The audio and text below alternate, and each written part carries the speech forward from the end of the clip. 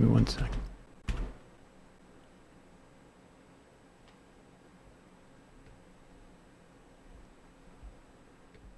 Hold on 1 second, guys. Sorry.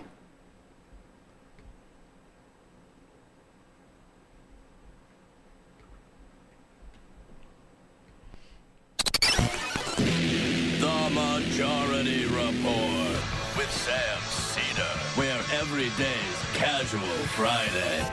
That means Monday is Casual Monday, Tuesday, Casual Tuesday, Wednesday, Casual Hump Day, Thursday, Casual Thurs, that's what we call it, and Friday, Casual Shabbat. The Majority Report with Sam Seder.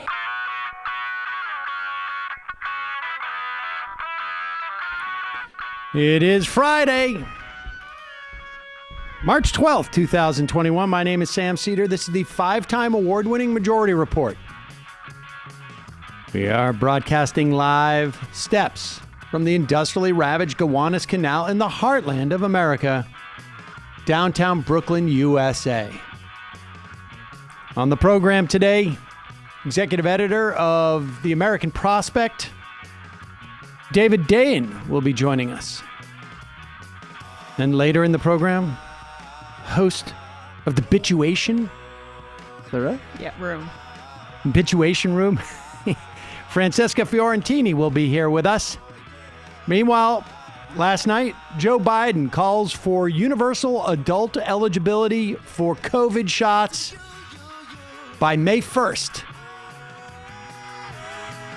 Also on the program, Nadler, Bowman, AOC, Maloney. Is there maybe we're close to the majority of the New York congressional delegation calls for Andrew Cuomo's resignation as the New York Assembly starts an impeachment investigation.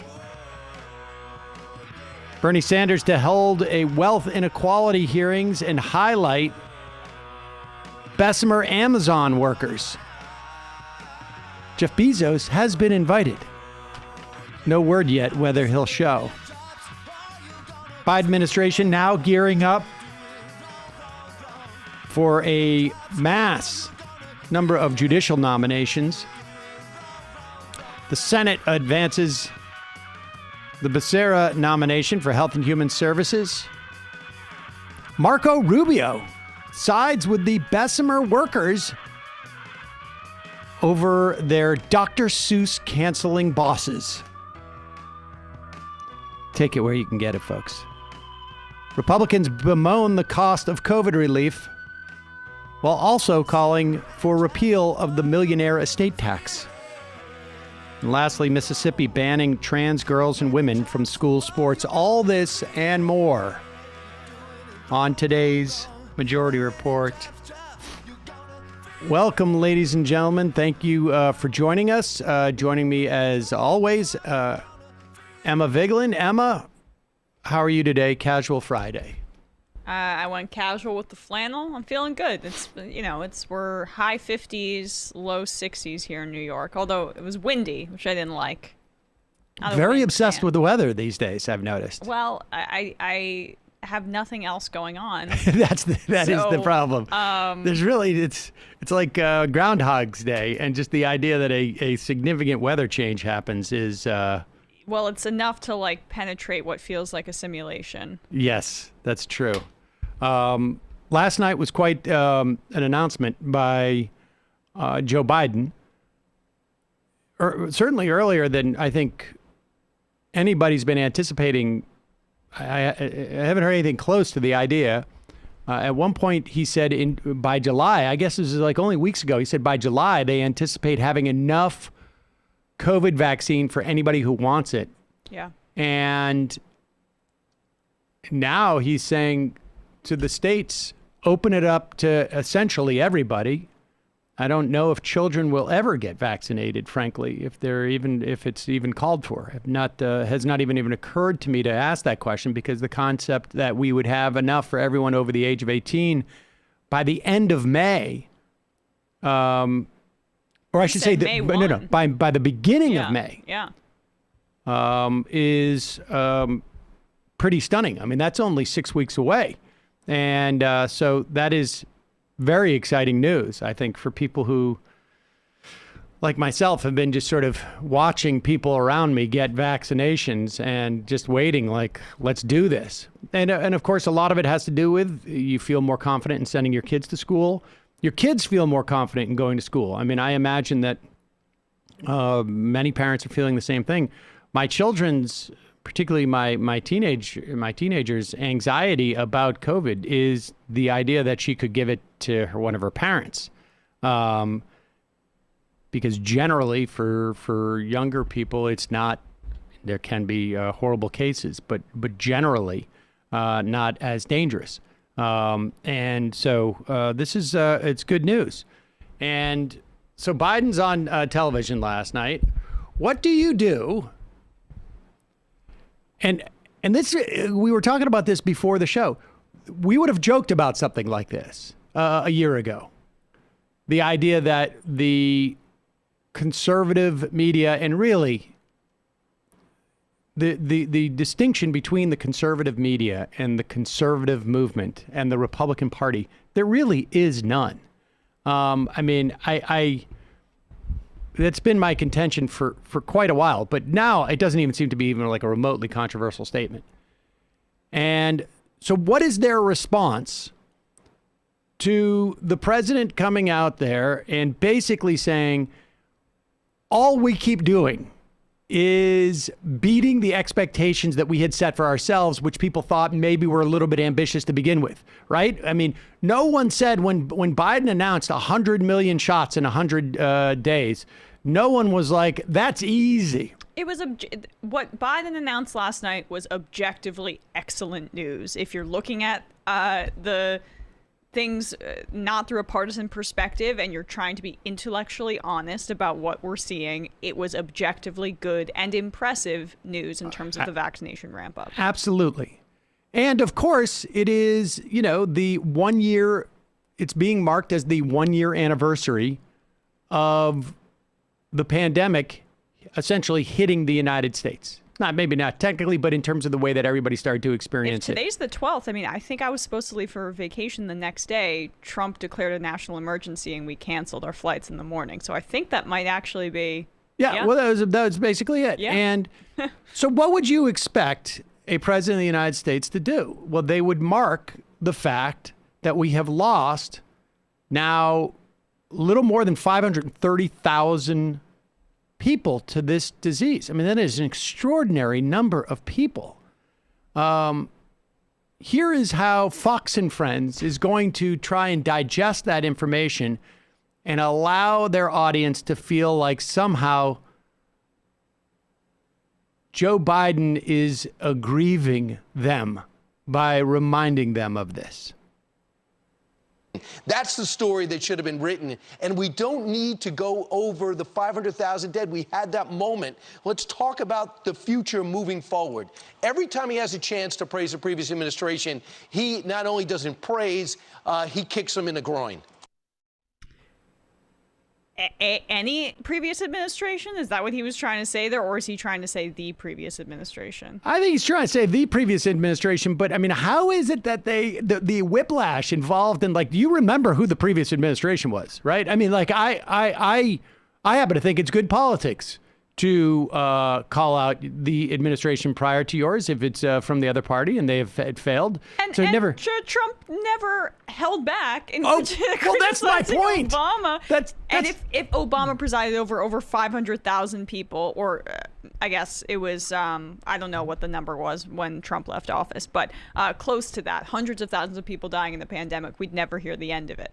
Oh, and I will say that I also think that it happens to be perfectly justified to blame Donald Trump for the extraordinary amount of people that have died, even since he's been out of office, frankly, because the time to prepare and to save the lives that have died over the past month was 8 months ago, 9 months ago, 12 months ago, 15, 16, 24 months ago. I mean, every step of the past 36 months, whether it was him removing from the National Security Council the pandemic response team, whether it was pulling people out of China, whether it was cutbacks, whether it was denying the existence of the virus, whether it was saying you don't need to wear masks, whether it was saying this wasn't real, it's just going to go away, You need to whether it inject was bleach, inject you need to put bleach, sun into your body. hydroxychloroquine or whatever. Hydroxychloroquine. I mean, we should forget about that altogether. coming you're out right. in front of the White House and saying everybody's going to get the treatment that I got, which of course nobody got,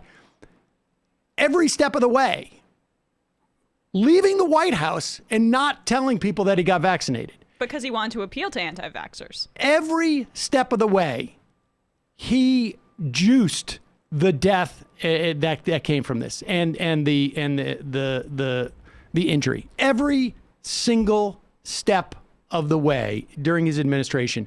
So there will not be a death from this pandemic. Maybe not all after he's left office, maybe not all 6 months from now, but there will not be at least one death that wouldn't be attributable to his both actions and failure to act. And Kilmeade can't reckon with that, or he's paid not to reckon with that, right? Which is also, I love the part, just as an aside, where he starts off, we already talked about the 500,000 dead. We already had the vigil. Come on. How many times do we talk about the 4 people that died in Benghazi? It was 4 people, right? And now they're moving on from, they talked about that endlessly. I mean, it's just the hypocrisy is obvious, but the callousness and I don't know, just complete compartmentalization of this is also shocking. Oh, we already got done with talking about the 500,000 people plus that died in this country due to COVID. Let's be positive, good vibes, man. it's extraordinary to me. I mean, hypocrisy, I feel like undersells it. I mean, I hope that, I don't even know what they must do. What the size of the Brinks truck that they would have to roll up into my backyard to get me to sort of just blow off the death of 500,000 people, to complain about the fact that Joe Biden implied that Donald Trump had some responsibility for this. I mean, it is stunning. But we got to take a break. Come back. We'll be talking to David Dayen, the executive editor of the American Prospect. It is day 51 of the Biden administration. Good time to assess how he's doing on those first 100 days. Of course, we'll talk about that and more. Back in a second. Should tell you, folks, that today's show is sponsored by the place where I get all of my cleaning supplies. Grove.co. It's the Grove Collaborative. So most people know the value of using natural products in your homes. You don't want your pets to get sick. You don't want your kids to get sick. You don't want to get sick.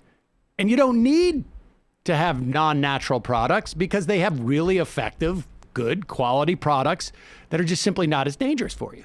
But where do you find them? Where do you find them? In one place, one-stop shopping. It's Grove Collaborative. It's an online marketplace.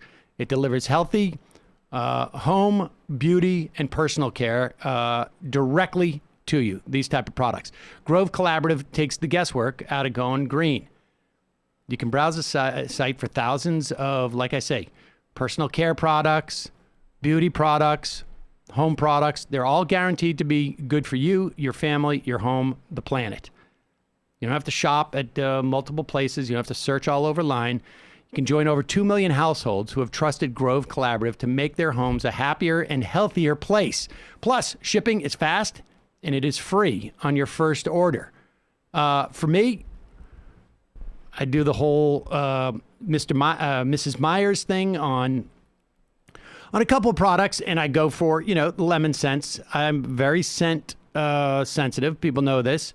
But I get all of my 7th generation unscented dishwashing liquid, unscented hand washing liquid, as you noticed, Emma, in here.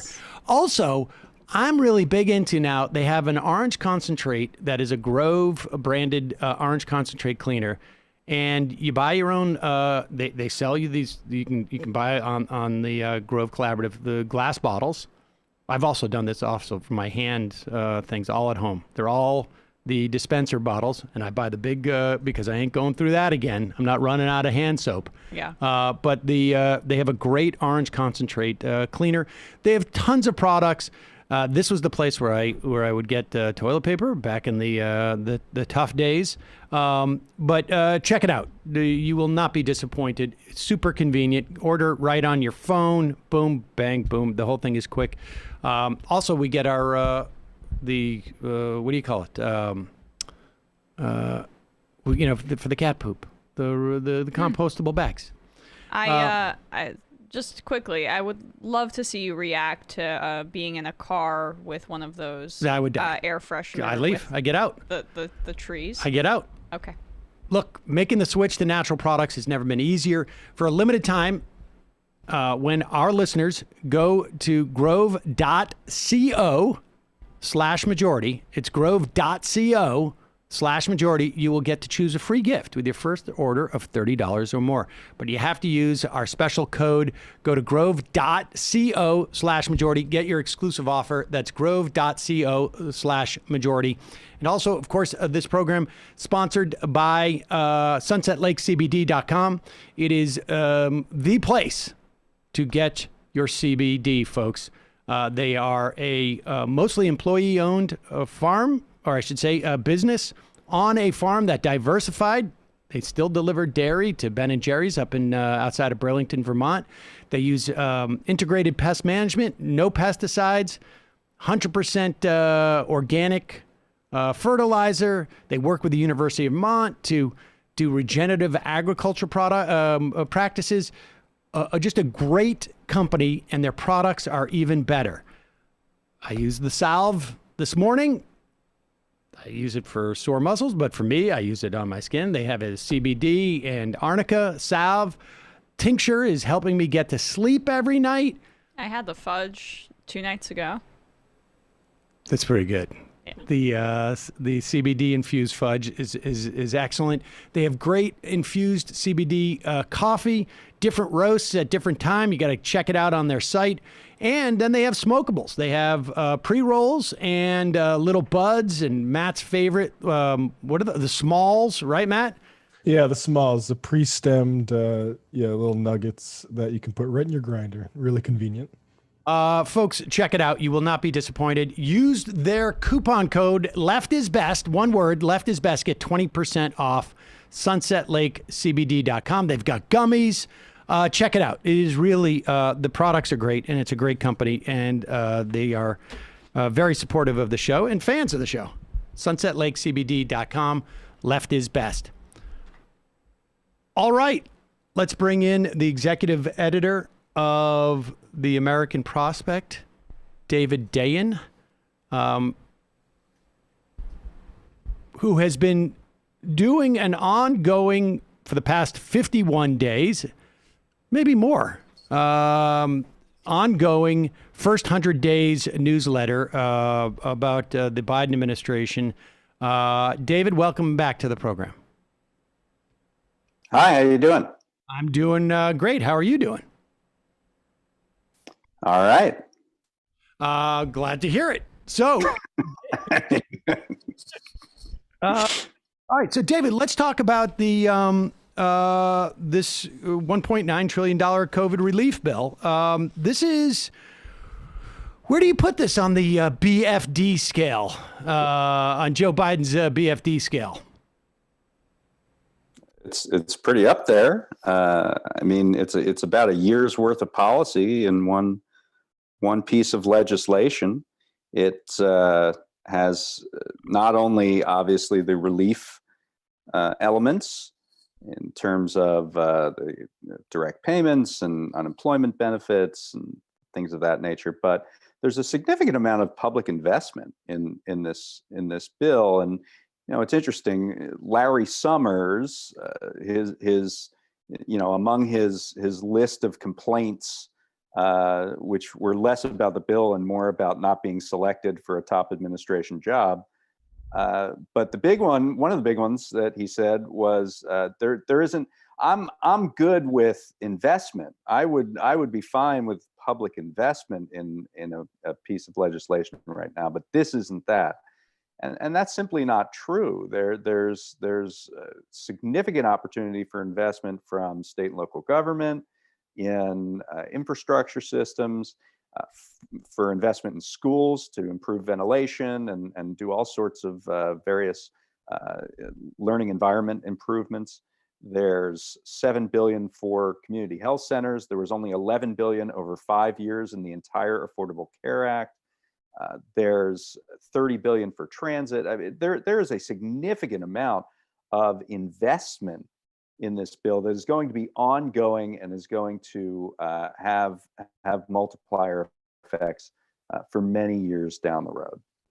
All right, so let's sort of I think there were people who were hoping for this bill, and let's just start here because we should just address it. People were hoping for some structural changes, right? Like the $15 minimum wage, and then I think there was some I wouldn't call them structural changes in terms, but maybe philosophical ideas of like no means testing on the checks.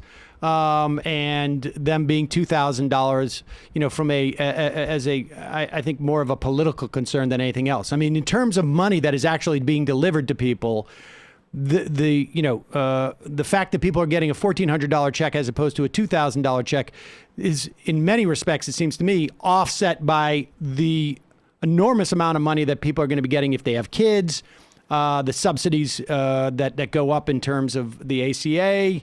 100% subsidies of COBRA. I mean, put that into context. The lack of structural changes, but what the implications of the investments will do within those structures that haven't changed.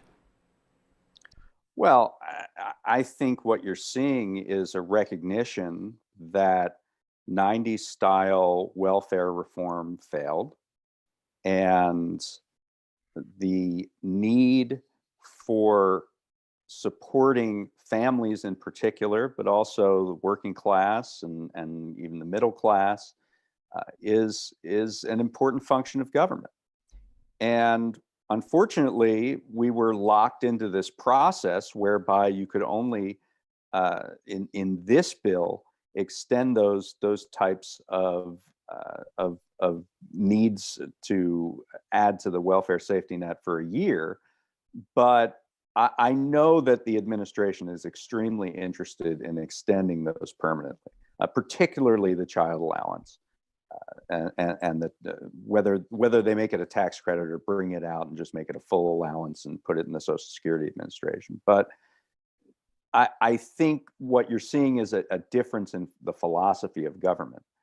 And so now in the future, I think that's something that needs to be carried through, because obviously, as you said, the changes to the child tax situation is only for a year. The changes to the subsidies in the ACA, preventing what has been known as the subsidy cliff, where if you made a certain amount of money per year, you would be responsible under the exchanges to pay as much as 20% of your income in insurance premiums. Now that is down to the point where everybody is paying no more than 8%, 8.5%. So that's only available for 2 years. The unemployment changes, which I think ought to be made permanent, increasing the eligibility of who is eligible for unemployment, including freelancers and gig workers, that is only available until September. So you've created this sort of pop-up safety net where you've made some philosophical beliefs that people, low-income people, people with families need support, but you've only done it for a certain period of time. And so I think that now that philosophical argument has been won on the side of, yes, we need the public sector to get involved. The task now is to carry that forward. That's a great point, and I guess the child allowance is, I think, a structural change. I mean, the idea that the U.S. government is going to be paying provide people support for raising a child, and $300 per child a month for 6 to 18-year-olds, and $3,600. I mean, I think it's $360 maybe for under 6. So. Give me a sense of all right. So let's put this into context. It implies, at the very least, or is maybe explicit, that there is a fundamental shift. I mean, people are talking about this as the end of the Reagan era of thinking. How durable is that end? I mean, you don't know. That's it. Hello. Hello, can you hear me? David? Yeah. Oh. Yeah, I can hear you. How durable do you think how durable do you think that is? I mean, how durable is that are they going to be at the end like, well, we're past COVID, the economy is booming. I'm just hypothetical. The economy's booming. We don't need to do these things anymore. Or do we learn the lesson that, hey, the economy's booming because we did this. This is making people suffer left. Like, that's a good thing. We should not change that. It's entirely based on what happens within the next year. Whether or not we carry this forward and make these things permanent features of our safety net or not. There's people like to quote this thing that Biden said, I think, at a fundraiser, where he said, nothing will fundamentally change.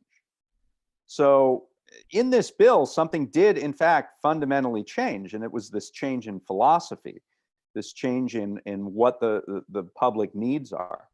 But it's only a temporary shift, and it won't be a fundamental shift until we make that decision. Now, I think the administration believes that they have a really good argument to make once they have now given the families this advanceable support. So instead of waiting for their taxes, they get it every month. The child tax credit existed, right? It was a $2,000 per child tax credit, but now it's first of all available up to age 18. Second of all, under 6, you get more money for those individuals. And third of all, it's advanceable, so you get a monthly check rather than having to wait once a year in your taxes.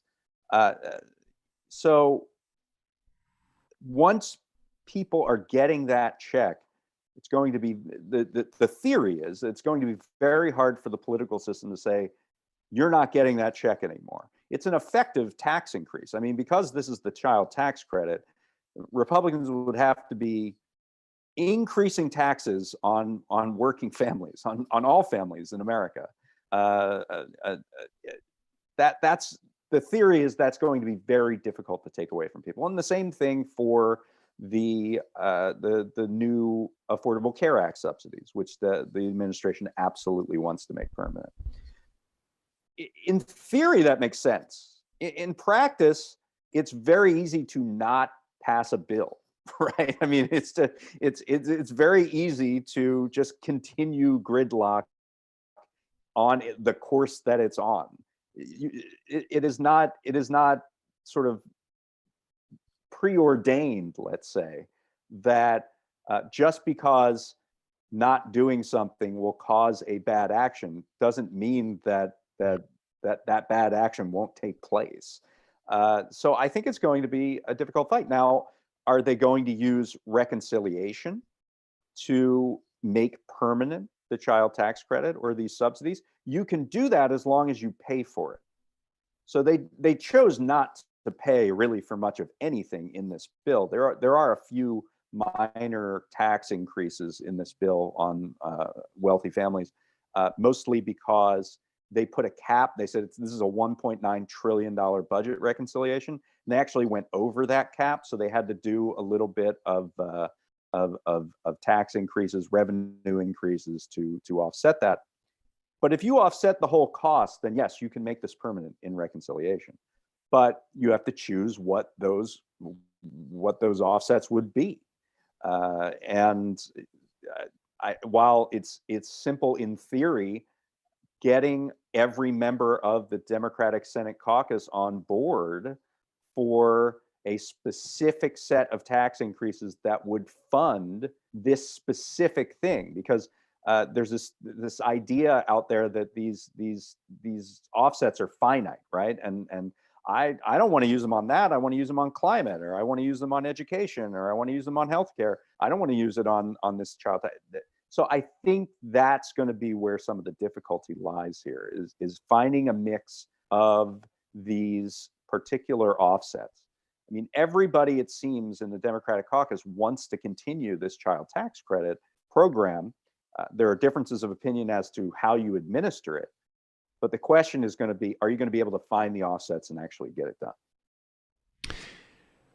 You know, what strikes me is that we have on one hand this sort of idea with the child tax credits, with the ACA subsidies, that once the American public, and I do think like getting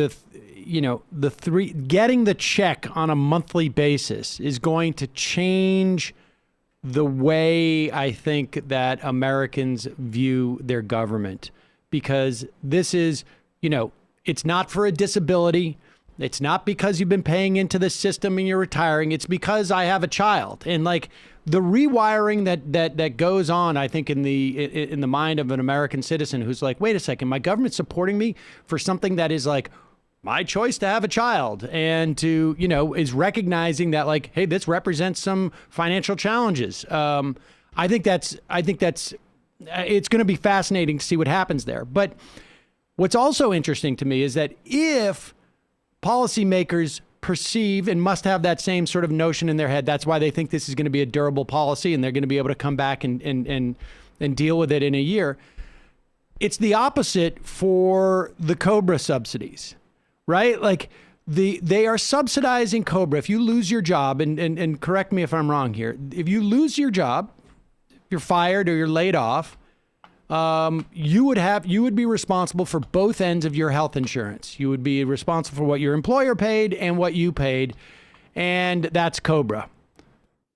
Now the U.S. government is going to step in and pay both sides of that for you. So you're going to get 100% free health insurance. And it is the most inefficient way to provide that, it seems to me, from the government's perspective. It's still great if you're getting your health insurance, but from the government's perspective, it's the most costly way to do it. You could slide people to say like, here's your Medicare card. You're on Medicare now. But they didn't want, it's almost like the opposite. They didn't want to rewire the American citizen's brain in that way, just in the child tax credit way. Yeah. I mean, what do you make of that, David? Yeah, I don't think that's going to be renewed for precisely the reason you're talking about. I think that there is a significant portion of progressives in Congress who have no interest in continuing that on anything but an emergency basis. I mean, the theory behind it right now is that you have millions of people out of work, and still a year into this crisis, 700,000 people every week go on to first-time unemployment claims.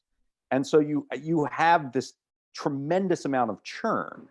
And so on a temporary basis, it makes sense. Let's not compound the problem here when we have so many people going on to unemployment of, also hitting them with this huge health insurance premium that they have to figure out in their life. Let's just cover that cost. That makes sense right now. In the future, I don't think it does, because it's extremely inefficient, as you say, and it conflicts with a lot of priorities that progressives have for how you begin that process of rewiring the American brain and saying that, yes, the government has a role to play not only in providing and making sure families aren't falling into poverty because they have children, but also the government has a responsibility on health insurance. I think what is done on the subsidy end that really does guarantee affordable options of health coverage for everyone, no matter your socioeconomic status. I think that is a move in a certain direction. We had a piece by John Walker this week that talks about that as really a sea change. In even the Obamacare itself did not guarantee affordable health care. It guaranteed it for a subset of people, but if you made the wrong amount of money, the quote unquote wrong amount of money, it was not going to be affordable for you.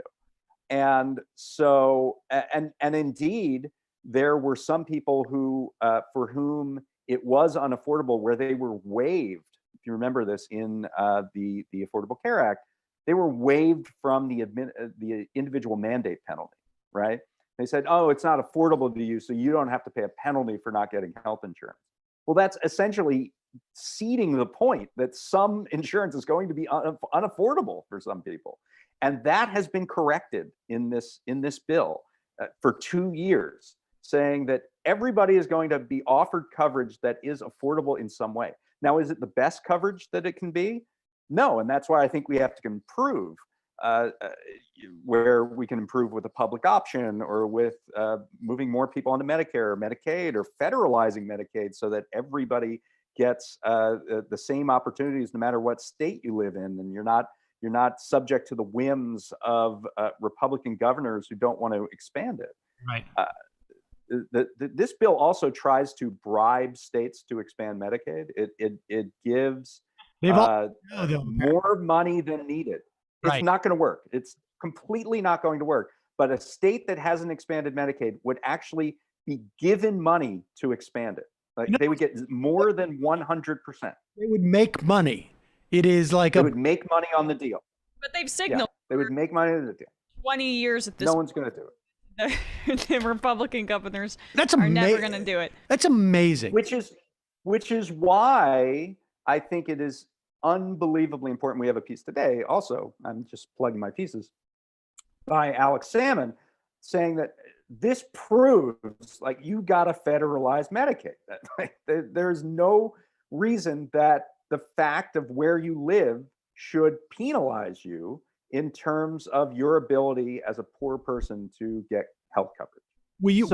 That could be done through a reconciliation process. I don't want to prevent people from going and reading Alex's piece, but just give explain to people just briefly.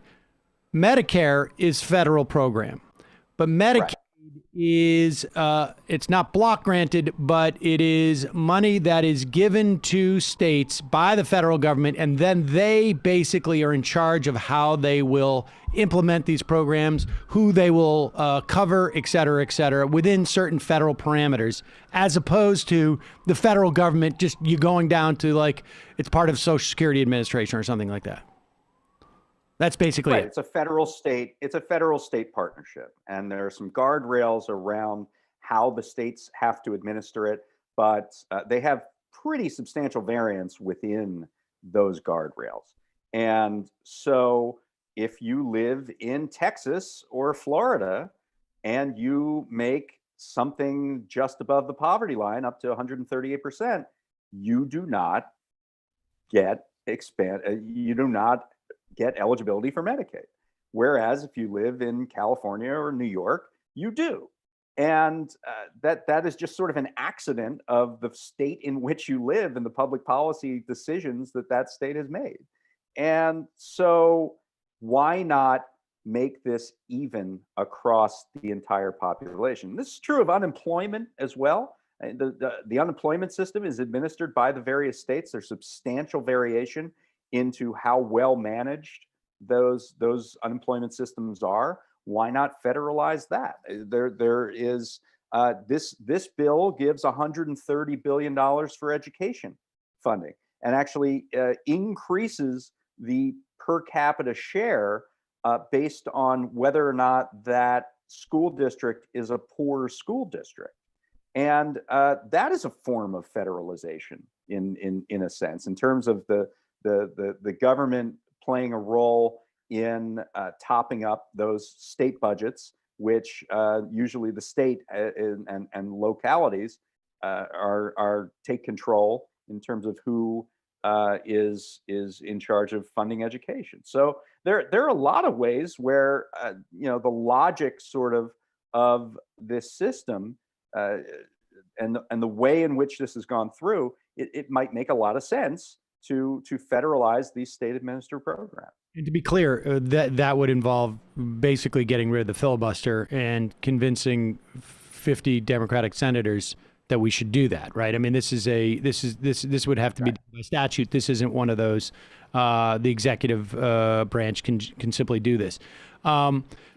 Let's we'll have plenty of time to talk about what are the chances of filibuster reform and the talking filibuster. I think we'll get a sense of that probably in the run up to HR 1. Do you have a sense of before, because I want to move on to the CRA. You just wrote about that, but do you have a sense of what the timing is for HR 1? It's been passed by the House. HR 1 now goes to the Senate. It's S1. This is a massive sort of election protection bill, if you will, or, to protect the franchise of people, and also sort of an anti-corruption, I guess, bill, you could say, good government bill. What is have you heard anything in terms of timing in the course of your reporting?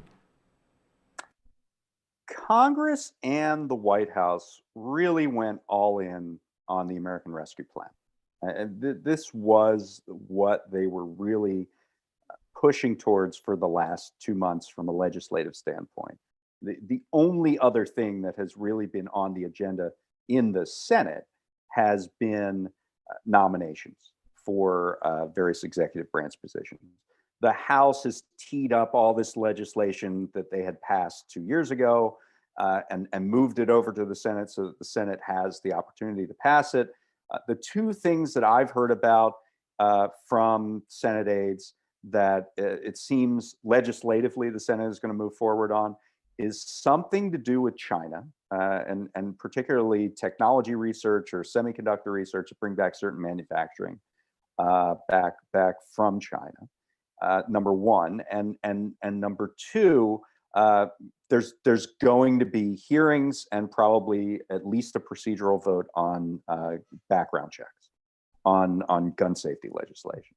So neither of those things are HR 1. And I think the White House is very concerned right now with touting the American Rescue Plan and just they're doing an event, I believe, today and throughout the next couple of weeks. That is their primary focus, I think, over the next month. So I don't really have a sense of where HR 1 falls in that. I think Schumer is very interested in this China bill, and I think he's interested in showing something on guns. So maybe HR 1 comes down the road. I also believe that there's going to be a process on the minimum wage.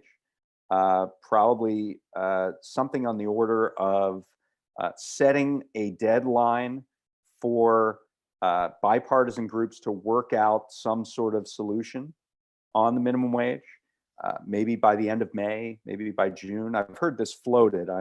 It's not really definitive yet, but the idea would be that there would be some sort of process that says to centrist Democrats and Republicans who are interested in getting something done, you have 2 months to figure this out. Now figure it out, and then we'll put something on the floor. HR 1 has not gotten a lot of discussion in the talks that I've had with people in the Senate. I do believe it will happen, but I think that it's almost a cart before the horse situation where they're trying to figure out the filibuster before they figure out HR 1. Or at least what their next move would be. Because obviously when you put HR 1 on the floor, it's going to be blocked. So they almost want to figure out, okay, what do we do? What's step 2 before they get to step 1 and start scheduling it?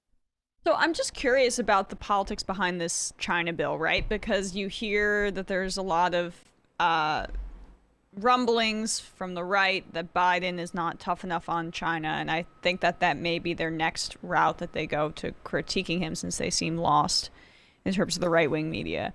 But Chuck Schumer's pushing this. From what I've seen, it has to do with 5G capabilities, building some of that up. That's some of what's being floated here. Could that be tied into infrastructure and what's being discussed with this China bill?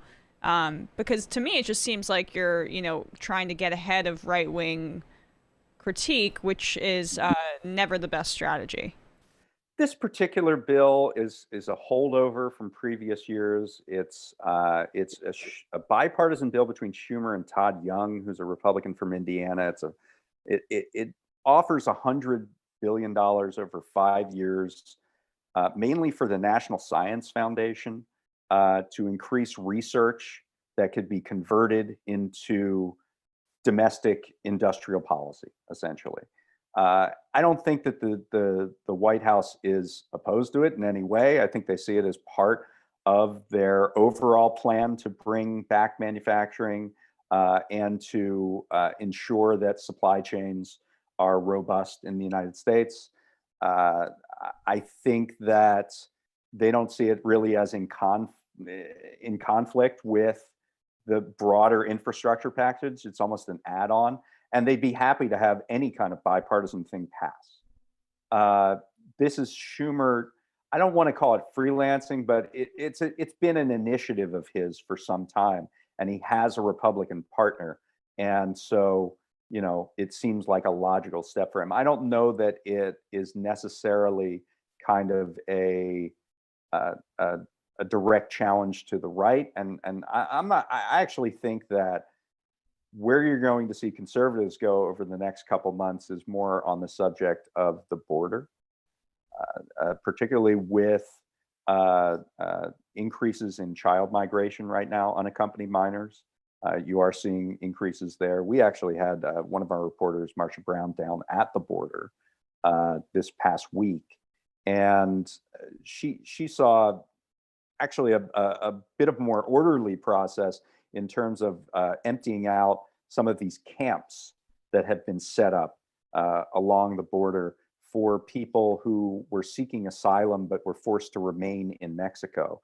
Those people are gradually being allowed to access the United States. The rest of the border is actually closed through a public health order called Title 42, which allows the government to essentially close the border and push everybody back. But unaccompanied minors are not incorporated into that policy. And that is why you're seeing increases in unaccompanied minors. And I think that is where the right is going to look to say, here, there's a crisis, there's a caravan on the border and things like that. So I don't think the China bill is necessarily a response to the right. I think the China bill is something Schumer has been interested in for a while, and he's trying to find something with bipartisan support. In infrastructure, I mean, I should say supply chains became a big issue, obviously, in the first couple of months of the pandemic. And I think that focused everybody there. All right, we have just a few minutes left. I want to talk about the CRA. This is the Congressional Review Act, and it was used very effectively, it seems to me, by the Republicans when they first came in 4.5 years ago. This allows Congress to reverse an executive action that was proffered, I think, within 6 months of 6 working, right? Is it? I mean, it's hard to. It's 60 legislative days. Right. And, that's kind of an impossible thing to really put into practice. But my understanding is it's any regulation that the Trump administration finalized after August 20th. I forget the exact date, but it's sometime in mid to late August of last year. And Congress can not only reverse it, but when they reverse it, it then creates a new threshold to reinstate it, where you need 2/3 of Congress, right? Is that not right? That my sources tell me that that's a little bit overblown. The language in the Congressional Review Act says that nothing substantially the same can be added, can be promulgated unless Congress gives its assent. And I don't think there's a threshold like that you're talking about, 2/3. It just says that Congress needs to give the go-ahead. In other words, a regulatory agency can't do it on their own. But there's pretty decent wiggle room in there. And in fact, as you said, Trump used this 16 times during 2017, because the only time you're going to use something like this, right, is during a changeover in administration. Joe Biden isn't going to sign a piece of legislation that overturns one of Joe Biden's regulations. So the only time to use it is during this changeover. Trump used it, and in 2 occasions, the regulatory agency did put together a regulation that was similar, maybe not substantially the same, but similar to the regulation they got rid of. So that should not be seen as a barrier here. Some people on the Hill are talking about that in those terms, like we can't do Congressional Review Act things because then it ties the hands of the regulators, and we don't want to do that. Well, that's not really true. So that should not be seen as a barrier. But here's the state of play. So it is now March 12th. In order to meet the considerations and get the fast track support, because the important thing about this is you only need 50 votes. This is one of the only pieces of legislation where you only need 50 votes in the Senate to get this passed. So you can overturn regulations from the Trump era that were done after August of last year with a simple majority. And there's nothing else like this right now. I mean, the reconciliation bill is done. There's another one maybe on the way, but that's going to take some time. So this is the thing that you can do on the floor of Congress right now. Congress has, and this is any member, until April 4th of this year to introduce Congressional Review Act resolutions so that they qualify for this process. To date, 0 of them have been introduced. Nothing has been introduced right now. And there's only a couple weeks left here.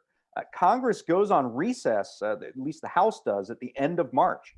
So House members, AOC, all of these House members have basically 2 weeks.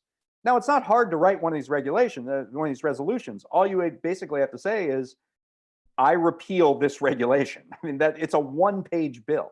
It doesn't require a lot of drafting, but they only have until April to introduce it, and they only have until around mid-May to get them passed. So this is kind of a red alert thing. If you want to make some legislative progress and pass something with only 50 votes, you need to do it right now. Why haven't they? Is it really just like, is it possible that there's a member of Congress watching us right now going like, oh, geez. I mean, I'm not being facetious. Like, I think people don't necessarily realize that, like, it's sort of like that. Right. I mean, I like trying to sort of like, we have this $1.9 trillion bill, and we're still finding out things that are in it. I mean, right. And part of that is because it's called to the attention of a member of Congress who may sit on a committee. They decide, this is my pet thing, I'm going to put that in. But it's not like they're walking around with this knowledge of it. It is people like yourself and other writers and think tanks who say, you can do this, and you also need to do it by then. And that's what alerts them to this. I mean, that's what, like, when people ask, like, how can we push our representatives? It's almost just sort of like making enough noise about something that's fairly obvious so that they pay attention to it because they got a lot of things on their plate. Well, I mean, I think that's true to an extent. In this case, I think that the focus of the American Rescue Plan was certainly one factor here, that it took up a lot of oxygen.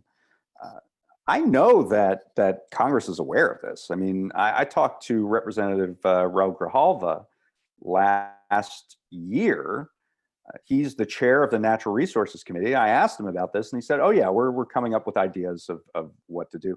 I think there's sort of larger strategy sessions taking place where they're trying to figure out which ones have the votes to pass, and that's the ones that they will introduce. I don't think that's the best policy, actually. I think you just introduce a bunch of these bills. It doesn't mean they have to go on the floor. But that's seemingly the way that they're going about it. And I am concerned that we're not going to see a lot of action on this front, where it's I mean, these are legitimate things. The Coalition for Sensible Safeguards came up with, I believe, 28 different possibilities here of pieces of regulations that could be overturned. And they're significant. There are things like a rule that Trump put together to put cost-benefit analysis and change the calculation of that in environmental legislation, so that it's much easier to make environmental legislation or regulations go forward. If you repeal this, it would be easier. Obviously, Trump was making it much more difficult. There's a rule called the True Lender Rule. And what this allows is non-bank online payday lender companies to what they call rent a bank, so that they can get the protections of federal preemption, so that they can charge a lending rate at any rate that they want, any interest rate that they want, and not be bound by state systems that sometimes limit interest rates to, say, 36%. Annual percentage rate. So these would be much higher than 36%. These would be 200%, 300%, 400% interest rates that you get in online payday lending. And it would be allowable if this regulation is allowed to stand, where they can say, oh, we routed it through a federal bank and the federal bank is allowed to do that. So there are very consequential regulations that you can deal with here. And it's a little bit baffling to me that Congress has not even taken the initial step to try to get this done. All right. Lastly, 50 days in, just got a minute or two here. Give me your sense of the appointments. We had some very good appointments on the Federal Trade Commission. Tim Wu, Lena Khan. In terms of antitrust, I know that's, but give me your sense of, like, how are progressives doing in that respect? We can see what's happening on like a cabinet level, but backfilling in those positions is really important, because these are the people who are making the sort of the day-to-day decisions. We just got about a minute and a half. Yeah, I mean, I think it's still not fully baked. It's still, there's some incompletions there, even with Lena Khan getting an open seat on the Federal Trade Commission. It's still the case, despite that there's one empty seat that hasn't been filled because Rohit Chopra is leaving the Federal Trade Commission to run the Consumer Financial Protection Bureau. So Lena's that's a tremendous thing that is happening, but the swing seat, the third seat, will actually tell the tale of what the Federal Trade Commission will be empowered to do. And you see this across the government. I mean, obviously cabinet positions are in place, but in these lesser positions, more obscure positions, not lesser necessarily, the jury's still out. Jury's still out. I'll take that. David Dayen, always a pleasure. Folks can, I cannot recommend, well, heading over the prospect for all of it, frankly, but your first 100 days newsletter. If I could change anything, I would move you to Nova Scotia so that I could get it just a couple hours earlier in the day. Aside from that, there you go. I can't tell you how much I appreciate your work, and thanks for coming on. All right. Thanks a lot. All right, folks, going to take a quick break. We'll be right back. Wrap this up. End of the week.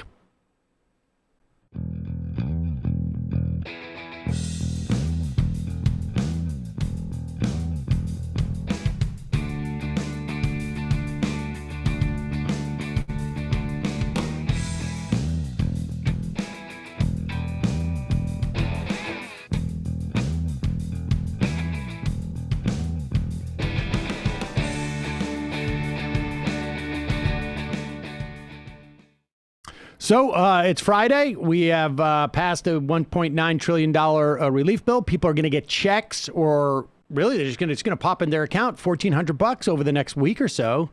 In July, people will start getting the monthly payments for their kids. Between now and then, everybody who's over 18 and wants a shot supposedly will get one. And that's it. It's pretty good news week in terms of just good things happening. The bill being passed. A little bit of a The change. shots. I know it's hard to reckon with. It's hard to get used to. It is a little bit. And it's hard to see. Yeah, or it's difficult to digest because we're so conditioned. Democrats learning from past mistakes. Hope springs eternal. Months ago, I said we will have a better sense of things by mid-March, and we have a better sense. We don't have a full picture, and we may not have that, like David Dayen suggested, for another 9 or 12 months. But we will see. Keep plugging. We will see you guys on a Monday. Have a great weekend, except for those people who are sticking around for the fun half. We will see you very shortly. Cuomo having a press conference today at 1 p.m. But what is Brendan? Is it just his COVID press conference or what? Yeah, Washington Post's Josh Dawsey is reporting that it's a normal COVID briefing call, but I'm going to keep an eye on it. But we're also 13 years to the day that Eliot Spitzer resigned. Whoa, is that right? Yeah. I mean, I can't imagine that anybody in the governor's office is like, let's just make this clean. Let's just make this a day that, people. We want to link Cuomo with Spitzer even more. Yeah. I mean, we should have a day like that in America. There should be more resignations, and mainly I'd like to, for, personal scandal stuff is one thing, but for incompetence and failure in public office, it'd be a nice thing that I think Japan, they might resign a little bit more or something like that. Resign is good. I mean, Spitzer, I'm of two minds, frankly, because I think there's some, he had some major problems in his personal life. One could say. Significant ones, but you gotta now place this 10 years ago, would have been, it was 2011, right? So this is a guy who really would have, who could have had a national platform at one point, and would have done so with his sort of, a contentious relationship with banks, and his politics were pretty good. His personal life not so good. New York loves to churn out politicians who could have made hay more on a national stage, but choose to shoot themselves in the foot. Cuomo was terrible, but he had aspirations to run for president. Spitzer, and then of course, Anthony Weiner too. I think Spitzer, but Spitzer's, I think, politics significantly better than Cuomo. No, 100%. Yeah, but they both were governor. That's the parallel. Yep. Well, that would be a nice symmetry. I don't think that's going to happen. Folks, just remember that it is your support that makes this show possible. You can become a member at jointhemajorityreport.com. A lot of people towards the end of COVID, out of work, worried about finances. If you are not one of those people, your support of this program, deeply appreciated. JoinTheMajorityReport.com. If you are one of those people, but you want the fun half, send us an email at majorityreporters@gmail.com. Have a little bit of patience. Sometimes it takes us a while to get there, but we will work something out with you. We will not lock anybody out of the show for finances. JoinTheMajorityReport.com, or just send an email, majorityreporters@gmail.com. And, of course, check out the AM Quickie and JustCoffee.coop. Fair trade coffee, tea, or chocolate. Use the coupon code MAJORITY. Get 10% off.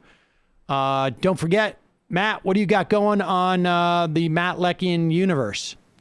Yeah, last night we had Matt Karp on Left Reckoning to talk about his Gilded Age piece. And among other things, we talked about this COVID relief and sort of the return of material politics, but not class politics. So you have a really generous bill that's generous both to people and also say like private insurance with like the COBRA stuff, for instance. So we talk about that. Check that out, patreon.com/Left Reckoning to access the post game where we talk about Piers Morgan storming off in solidarity with the Queen. I'm glad Francesca's here with us today, because we could talk about that. I hadn't realized the whole story. I missed the whole story about which one? The monarchy? The Queen? Meghan? Where do we start? I didn't. First of all, I wasn't clear on who Meghan Markle was, and know that Piers Morgan actually quit his job, and I didn't realize that he had like some like ongoing obsession with her. I mean, like none of it, all of it, like sort of escaped me. But I didn't know the obsession part until like very recently, that he was this obsessed with Meghan Markle. I had no idea. Francesca Fiorentini, the host of the Bitchuation Room. That's right. What's going on, Sam? Hi, Emma. Hey, Matt. Anyone else trying to have get pregnant in the next month so they can cash in on the child tax credit? Is that just not me, but that's you, I think, right? You responded publicly and said that. How does your boyfriend feel about that? I think he's on board. I think we're like, look, it's a good a time as any. Let's just do it. I mean, July, you could catch. I mean, you'd have to move quickly. It's in a month. Yeah, I got a month. Yeah. And I don't know how many eggs are really viable at this point. I'm sorry. We don't have to start off talking about that. I got a whole stand-up routine about this, but let's just say I'm concerned. So yeah, other than that, chilling. That's good to hear. We're all just sort of, I have like this sort of like a sense of like, I just can't wait for what happens with Cuomo today, but I just don't think that's going to happen. No. All right. Well, so Francesca, I want to just go over like some of the responses to this bill, because yeah, it is, I think Matt put it well in the way that he's sort of, dealing with it. It provides a lot of material support for people. I mean, in a way that I don't think we've ever seen, frankly, in this country, such a naked amount of support that doesn't come with a full-on giveaway. The COBRA subsidies, yes, that's true. This is not money. This is extending health insurance for people who would have lost it. And I wouldn't call it a boon to the insurance companies, but it certainly is, going to provide them with a little bit more clientele than they would have. But presumably without COVID, theoretically, all these people would be still working and they'd still be buying insurance. It's just the payment would come from a different place. But the right doesn't seem to have any response to this, and to the shots. I wanted to play this. Tucker Carlson responding to Joe Biden's speech, where he's like, if we do this right, folks, the light's at the end of the tunnel. By July 4th, people will be able to be with your family. And that sounds offensive. Outrageous. Offensive. At points, like the Biden presidency itself, felt a little bit like a dream sequence. The first part of the president's address described the sadness of the last year. People shut out from hospitals as their loved ones died alone, people losing hope, people losing their own businesses, children not being able to go to school. A whole generation, the president said, of children stunted by school closures. No sense at all of how any of this happened or who backed it, but they're the president showing great empathy. His plan consisting essentially of vaccines and more vaccines. By May, he said, there will be enough vaccines for every person in America. The military will give you that shot. And if you take that shot, things potentially could get back to normal. No mention at all of the people who might not want to take that shot. But the president said, if you take that shot and wear your mask and listen to Dr. Fauci, it is possible, not assured, but possible, that you might be able to gather in small groups with the ones you love for the 4th of July. We might have to rescind that right, but it's possible if you're obedient, you'll get it. Who are you talking to? This is a free people. This is a free country. How dare you tell us who we can spend the 4th of July with? Alex Berenson is a best-selling author. He joins us now with Reaction, a more restrained reaction to the president's address. So, Alex, I was struck by the substance of his response to COVID, the administration's response to COVID, really is the vaccine itself. One second. I just want to ask Francesca, and then I'll ask both of you. Yeah, sure. Who did Biden say that you guys have to spend 4th of July with? Your family? How dare you think that I have a family who loves me or that I love back or that we even would hug? Could we hug? Look, this is the cultural Marxism of the left, honestly. Forcing family get-togethers. Can you expand upon how it's cultural Marxism, Francesca? Look, I think it was Mao who said that revolution happens at the extension of an arm, and I'm not that good at going forward on this, but I'll get back to you. Yeah. I mean, Tucker Carlson. I actually was offended by what he said in terms of 4th of July, because I was like, I don't really like the 4th. You know what I'm saying? Like, I'm not big into the 4th. I don't know if you guys are big into the 4th. I like fireworks, not into hot dogs. Leftist, right? Obviously. All right, let's go. Is there more clip to this, Brendan? Yeah, I want to see. What do you make of that as a response? Day in a row, this dude's been on. Well, Tucker, it's interesting. You said surreal. The word that came to my mind was bizarro. It was a bizarro speech in this bizarro world where we're all still desperately afraid of the coronavirus, where cases haven't fallen 90% since January and hospitalization 70%, where we know exactly who's at risk from this and how most of us are at very, very low to no risk from this. The world Joe Biden inhabits, and I guess.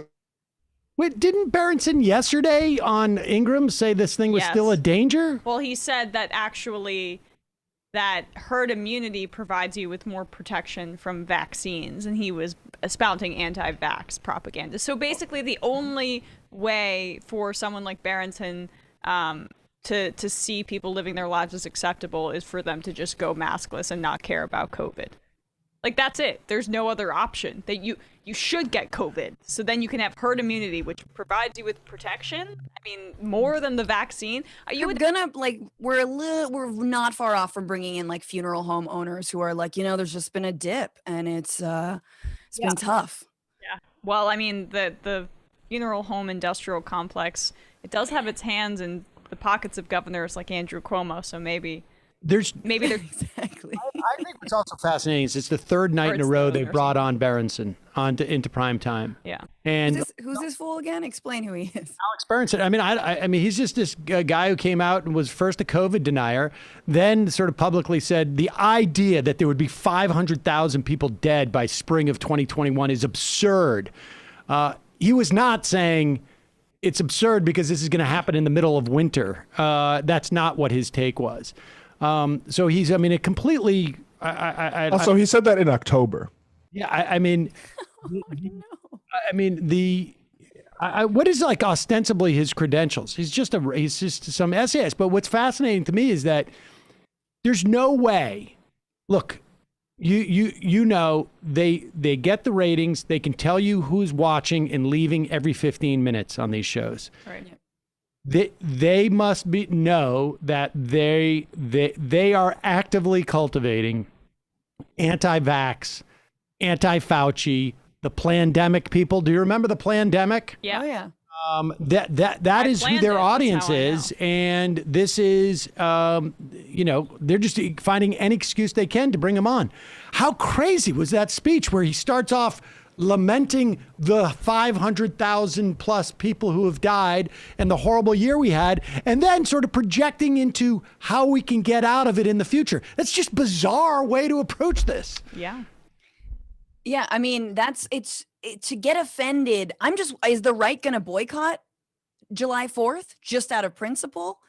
Because Biden is telling you have to celebrate independence and freedom.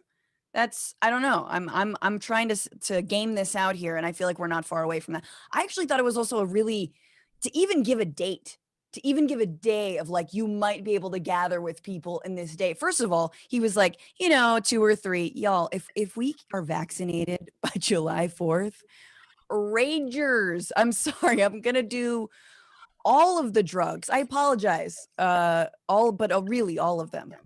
I actually think that they're probably internally in the White House think that it's like closer to June.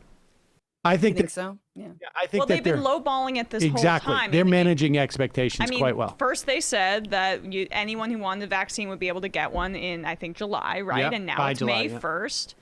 And so we're going to be able to, if there is a rush for vaccination, which we're seeing now, although there will be some segment of the population that doesn't, kind of do their part in this area. But those are the same people that were going to be partying without masks anyway, for the most part. That's true. It doesn't necessarily matter.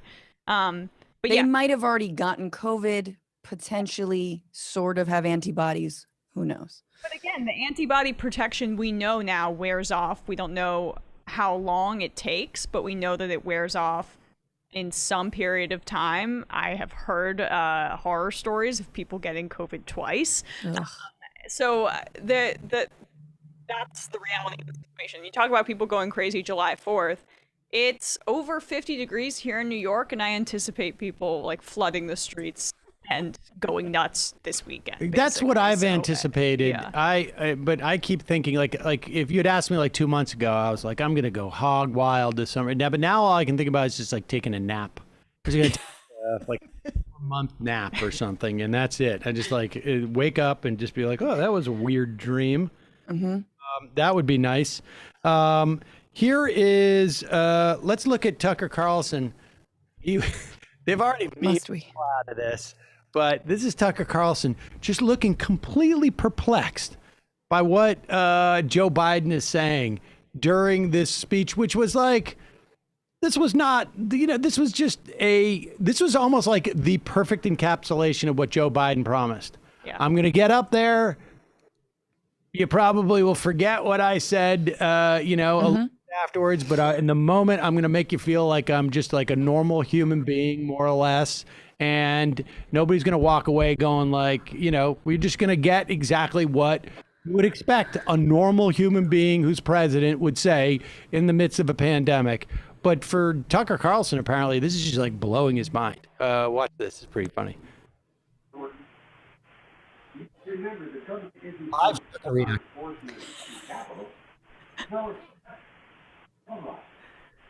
the people, for you and I, that America thrives.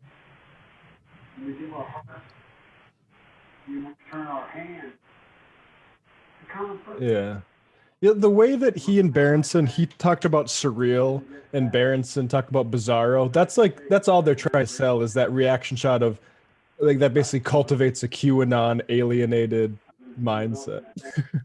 Exactly. Tucker cam. Well, we kind of have a Sam cam just by the nature of Zoom. When we play clips, we get to watch your reaction. Maybe Tucker's kind of stealing from the show. Right. Could be. He's furrowing his brow quite hard. You don't need to focus that hard, buddy. You don't need to that intensely. But he's play acting. It's very difficult to try and find a way to be scandalized from the right by what he said. Like you rack your brain and you're like, I guess when you force me to go out and celebrate with my friends and family, but that's it. But, for me, the biggest problem with the speech was that he did not talk about the fact that no Republicans voted for it, which gives you sort of this like sinking feeling that when they try and take it all away. And I know you guys were talking to, the very prescient David Dayen earlier, that there, or any of the benefits, we won't be reminded by who actually got this done and who didn't. Well, he's trying to strike a unifying message, which is blame Republicans for anything. And the good news is that because this bill is so good, the Democrats will be able to fall back on the provisions that actually provide for people, and it won't just be we never attack Republicans and we also don't provide anything really materially, so what's the reason to vote for us? Oh, we're not as bad as the other side. this at least now, okay, this is a substantive package and people are going to get checks in their bank accounts. And so then they can the Democrats can own that. But yeah, Biden's not going to be the guy that goes after Republicans. He's still going to hope that they sign on to his infrastructure package, which maybe there's a chance. But yeah, he's the unifier. And this was the 1 year that 2020 where a unifier was really going to get elected. Yeah, and of course, there's going to be a year. All this stuff is going to come up, in September, and some of this is going to come up in a year from now, and so it's going to be interesting to see, how much they continue on with this stuff, carrying it into 2022.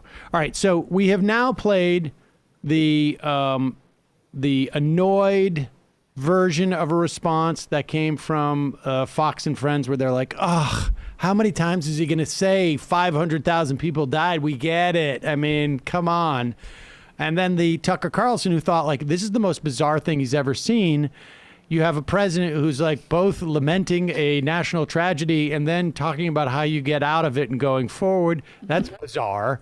And now we just have Greg Gutfeld on Fox News, who's just I got nothing. I'll just go with just completely stupid. Here it is. Reiterate, saying people like this bill is like saying people like money, except you don't know where the money is coming from. It actually comes from the people. The money given to you is nothing compared to the money that they're actually taking from you over time. So don't forget that. So saying you like this bill, it's almost like saying I like my iPhone. I like my basketball shoes, but I really don't know where they're made in China, and I really don't know who makes them. Slave labor, right? So, but as long as you don't know where the stuff comes from, that's okay. I love foie gras until I find out how it's actually made, and I love it a little less. So how big is this bill? It's larger than the total amount paid in individual taxes in 2019. That was $1.8 trillion. So my theory on this one was I think the Republicans blew it. They should have said, okay, you can have your $2 trillion, but I want to add another $2 trillion. Let's make this bill $4 trillion, because there's no difference between 27 and 29 trillion in. Wait, so who are the slave laborers that are printing your $1,400 checks? They're Oompa Loompas? No, his argument is, and it's really it's a problem for him because. But his argument is that this is coming from taxpayers, and you don't realize it when you get the $1,400 that you put $1,600 in, and which is almost like we deserve it then. Well, right. But the problem proving his own point. Tax cut. It's a tax cut. A, it's not true. B, I mean, this is money that is borrowed, and we know now that the deficit is that the debt is really not as nearly as relevant as we've been told for decades. There's no, you're not seeing interest rates shoot up to get people to buy loans in America. Nobody's worried that we're going to default on our debt. Which originates where your iPhone also comes from. So hey, it's all, But it's not. I mean, the problem is that with that argument for them is that A, China holds maybe, I don't know, 10, 15% of our debt, but B, they can't afford to call us on it because we're buying the iPhones.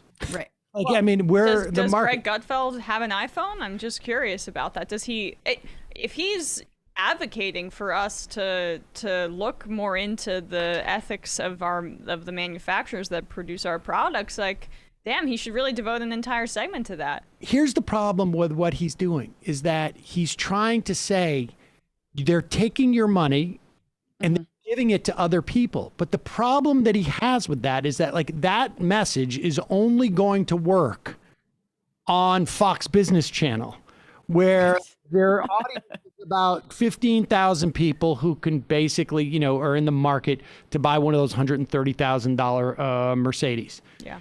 These are all boat dads. 86% of the country is going to get the $1,400. I don't know what percentage of the country has children, but all of them are going to get checks. Yes. I mean, this is the dilemma they have is that there's no like, this is the Obama phone slush fund. They cannot racialize this. And which is why they're just going to immediately pivot to immigration. I mean, they're going to immediately pivot to a caravan. They don't have a response for it. It's just this sort of like lame sort of notion that maybe sells at like a, on the Ron Paul chat board that, we're all slaves and we've been enslaved in paying our taxes, and that's it. And it's just not gonna fly. I mean, it's fascinating. They're just flailing around at this point. They're much better off going to Dr. Seuss. Well, that's not saying much. I've never seen the cupboard so bare. They've got nothing. Yeah, no, they'll go back to that. I mean, and that's the thing. They'll go back to cancel culture. Gina Carano's going to have a film. It'll be a whole thing. But yeah, there'll be more money in people's pockets. I mean, it's an argument for the universality of some of these programs, right? Like the child tax credit. Because you have people who are like, middle income Trumpers storming the Capitol who make more than $75,000, right? Who hold public office, who are in the military, et cetera. So like, we have to handhold white people in this country and men.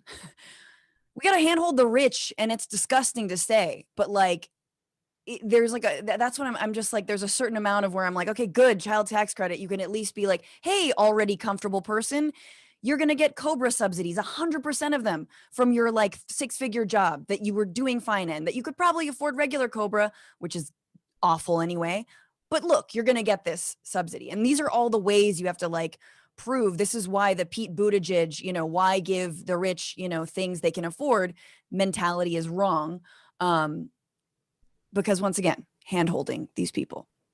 Well, most men like to be handheld, but Sam doesn't want to be touched. I don't want to be touched. But emotionally handheld. Yes, of course. Even after COVID? No? Well, we'll see. Check back in with me after I get my shot. So, Francesca, you brought up the idea that maybe you're gonna try and get pregnant to get some of that child sweet, yeah. Yes. Refundable That's tax a good credit. investment, by the way, right? I wish Rush were still alive. You know what I'm saying? Pour one out. So he could just have me on and say, this woman, she's hawking her eggs to the highest bid. I don't know I forgot what he sounds like, but you know what I mean. Yeah, kind of made him sound like LBJ or something. Yeah. But, you could also maybe go on Ben Shapiro, who predicted folks like you would be doing stuff like this. Yes, here he is. But Nancy Pelosi is super happy about this. Here's Nancy Pelosi yesterday saying this is the most consequential legislation of our lifetime. She is not wrong about this, by the way. Okay, this is very consequential legislation. It sets up brand new entitlement programs that, quote unquote, only last a year, but are designed to last far longer. It creates essentially incentives, the old welfare incentives, to have kids out of wedlock because, again, you get paid by the government to have kids. Not only do you get paid by the government to have kids, there are no restrictions with regard to having a job or not having a job. There are no work requirements. Yes. There's nothing that encourages marriage anywhere in there. Not only that, again, this is a giant bailout for states that have blown out their own pocketbooks. It is a bonanza used car sales lemon. That's all this thing is. Here's Nancy Pelosi calling it the most consequential legislation of our lifetime. Can we pause it for 1 second? Wait. It's a bonanza used car lemon. Yeah. What is that? What is that? Anybody have an idea what that means? Soul is so stuck in like 1958. There's calling cars lemons in that way. I mean, and bonanza. Yeah, it's a lemon, I tell you. It's did people even know what the bonanza farms were? It was like the giant farms that like they started using big industrial sort of tractors and stuff within the 19th century. He's like that's the reference. He's like the kid from Orphan. That movie is the horror movie. But he's 242 in that, childlike physique. I know all the words. I mean, I know what bonanza refers to, and I know what used car and what lemon means. But I don't get it. It is there's going to be tons of bad used cars. I don't even get what his metaphor is. I mean, I think he's right about his assessment, and I hope he's right that this ends up being, an ongoing support structure for families and for children. I guess there may be people out there who say, like, hey, it's worth $3,600 a year to have children.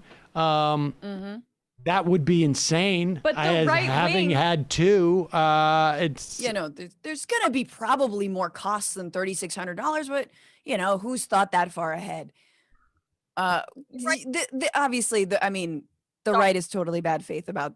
They don't want you to have kids. They want you to have kids if you're pregnant, right? So anti-abortion, as Ben Shapiro is, if you want to not have a kid, then you're just a selfish woman who wants control of her own body. And then if you actually want to have a kid and be supported by the government at all, which I would argue should happen in the form of universal pre-K and other programs that are far more universal and lasting than tax credits, but hey, I'll take what I can get, then you're also selfish. It's almost like they're pro-patriarchy, almost. These refundable tax credits are they go up to people up to $150,000 a year. I mean, this is going to hit a ton of people. Yeah.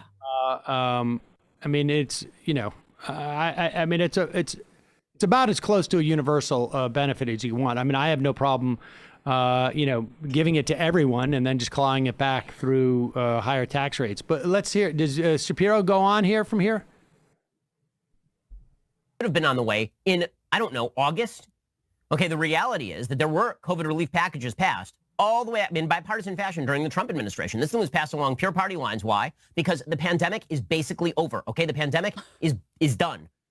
Okay, and now we are spending $1.9 trillion, more money than has ever been seen by God or man. Spending money that has not yet been created. We're spending all of that money to do what? To do what? We are now actively encouraging people not to go back to work. We're providing enhanced unemployment incentives that go all the way until September. September. Are you insane? September? Again, we have the lowest rates of infection since the beginning of the pandemic. I would say at this point, most states are wide open for business. The unemployment rate in places that have remained wide open, like South Dakota, is like 3%. By the way, the national unemployment rate is 6.3%, which is not wonderful, but it's certainly not crisis levels. We're not talking about the 20% that we were at even a few months ago. Now is the time we need to spend $1.9 trillion on a bunch of nonsense. Now, naturally, this is popular. If you send people checks, that's popular. But over time, what's going to be shown is that it doesn't actually raise people out of poverty to just send them checks. That has never been a solution. The war on poverty tried this with... Wait a second. There's just too many lies that are backing up.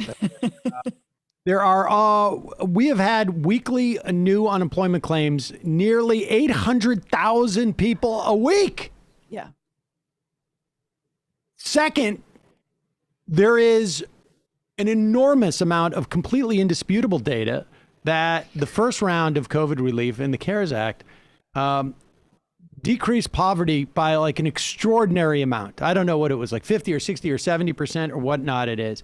This is going to reduce child poverty by nearly 50%. Here it is. Vast federal aid has capped rise in poverty, studies find. From the New York Times. I mean, it's all over the place. He's just the amount of lies. Should we let him keep going? I just want to make this one point, though. Just the fact that he's obsessed with the government encouraging people to have babies. One, he said that the government doesn't encourage marriage, which is completely false. We've had the tax incentive for married couples for how long? There's 1,400 rights that you get. So that's ridiculous. And now there's these child tax credits, which decrease child poverty. And now he's lamenting that now they just want you to basically have extramarital sex and make babies. It's not about the institution of marriage. The right wing is so concerned, and I guarantee there's a Ben Shapiro segment on it, about how millennials and younger people aren't having kids at the right rate because they can't afford it. So which one is it, dude? Continue. Absolutely. Pop this back up. $22 trillion worth of checks over the past several decades. It has not lowered the poverty rate in the United States. You can't just sign people checks and then hope that's going to cure poverty. It does. That is not how poverty gets cured. Yes, it is. There are steps to escape poverty, but those steps, generally speaking, are reliant on individual decision-making, like don't have kids out of wedlock, don't actually finish ever high want school, them and get a out. job. By the way, if you follow those steps, you will not spend your life in poverty. Oh, That's bullshit. What is that? Are you familiar with the steps are you familiar with the steps to getting out of poverty? Matt Brunig's done a lot of work on this bull crap. I'll see if I can find. It's stuff like finish high school, and it's all stuff that is pretty easy to do with like a certain level of material comfort, and things that are harder to do when you lack that.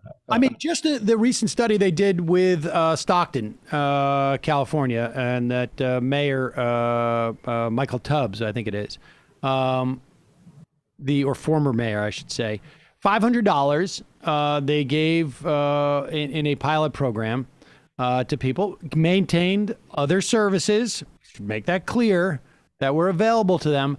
That extra $500 allowed them the opportunity to do things like get nice clothes to wear to a job interview, have like an address or have transportation to get to a job interview. It helped all of these people, find work and to get out of poverty. I mean, so it's it's interesting to me that I don't know that I've seen an era where the rights issue set is so narrow and they have to do so much lying on basic things to push their point. Like they've ceded so much territory that they have to tell outright lies about easily disprovable things. Not only they've ceded territory, but their ideology hasn't panned out. The neoliberal economics and shrinking the social welfare state, I mean, like you guys were talking about earlier, it doesn't work. And the scratch the surface of his argument is completely bad faith, because he doesn't believe in eliminating poverty. He believes that there should be a class of people who work for $7 or $2.50 plus tips. And that, that's the way capitalism works. Sorry, buddy. And maybe one day you could be manager, and maybe not. And then, maybe you lose your home, but that's the way the cookie crumbles, and you didn't work hard enough. Maybe you had too many kids. Maybe you didn't have enough kids. I don't know. It's all your fault mostly. And that's the ideology. And so it's completely bad faith that they even want to eliminate poverty, which is very interesting, because when this starts to work, you guys were talking about it earlier, we're going to see rubber hits the road. How much do billionaires and like even a lot of like Democratic donors, how much do they want to really help people? And how much here in California, we're shooting down gig economy legislation left and right to make sure there's just a solid class of precarious workers, that can actually never get things like healthcare and benefits and things like this. So yeah. Subsidies are the big part of this relief package, right? Where you can they're fine with making that as bureaucratic as possible, but even cracking the door on allowing Medicare to be expanded to people that aren't necessarily eligible, that's not even in the conversation. Okay, we'll give out money to however many people we want. They'll put that right back into the economy. The donor class is fine with it. But then you start talking about, wow, we're going to actually have a single-payer healthcare system, give people a little bitty taste of what Medicare can provide and be expanded so easily for. That's not going to happen. Matt, do you have something?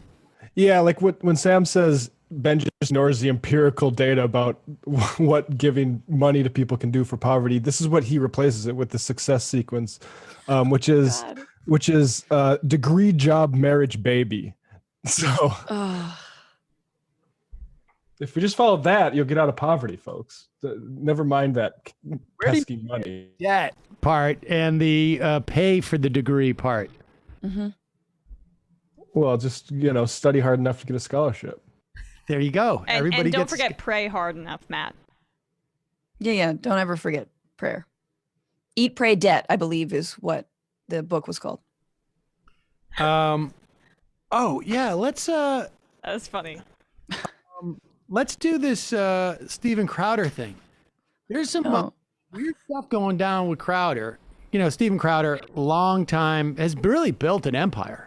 A media empire on being transphobic. Walking hand in hand with Tulsi Gabbard now these days. Oh, is that right? She's been on his show, and now she's making the whole thing. Talking about cancel culture now. Anyway, I digress. And Crowder just seems super obsessed Oh, he put the video down? Oh, no. We don't even have the video because I might be able to find.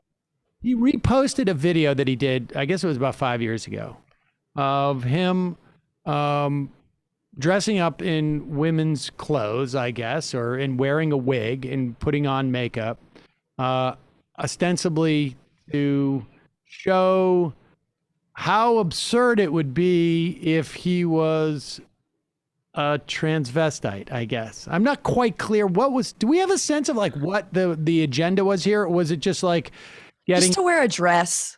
13? Can I just, everyone who's like, okay, can I just say, everyone, no matter if you're like, obviously, you know, you're super left, you're liberal, you don't need to be told about trans rights, doesn't matter. Wear a dress, put on a dress, put on some lipstick. It will heal you. It's good for you. Even if you're super masculine, that's fine. Just don't live your life without doing that. Because I think that's the secret of a lot of this right-wing angst. They're so mad that some people could just comfortably wear what they want to wear. Eddie Izzard is trending right now. Eddie Izzard is trending, who came out, who became trans, who's trans. It's now she. Eddie Izzard was comfortably wearing dresses on stage, doing stand-up, crushing it for years. Wear a dress, everyone. That's my PSA. Come on, right?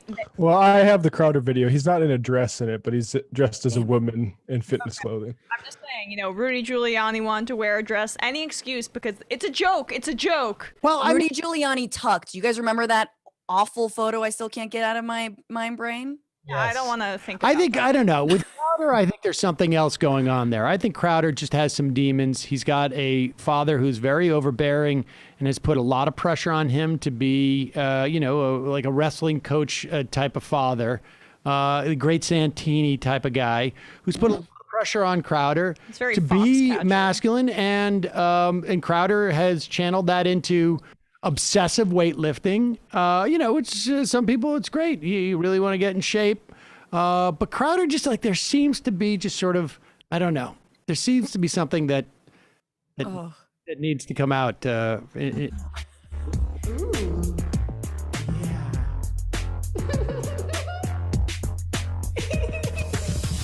Is this him?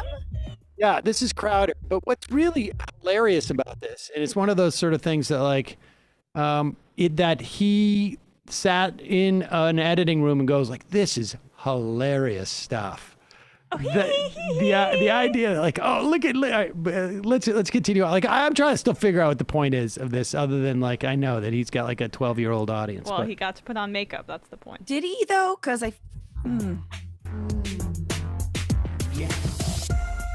love the wedding ring there, just like.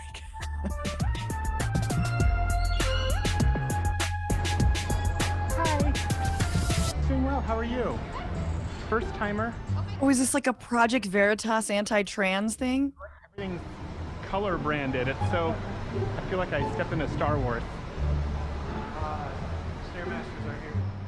It's actually everyone being cool with him, despite. Right? Is this a Tyra fatsuit moment? What are we seeing here? Yeah. Forget my head if it wasn't attached. He's not reflective enough to get that far, but it should be. Just one thing, careful to your back. You can hurt your back. It's a little rounded. Just make sure it's flat. Excuse me. I just need just some help to get the weight up, and in case just in case for safety. But I should be good.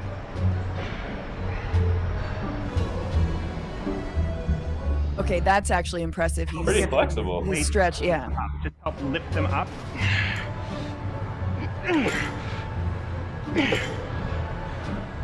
Notice how no one's messing with him. Perfect. Thank you. Yes. Whew. Okay, thank you. Okay, I was good. Thank you. I just need help lifting up. Wait.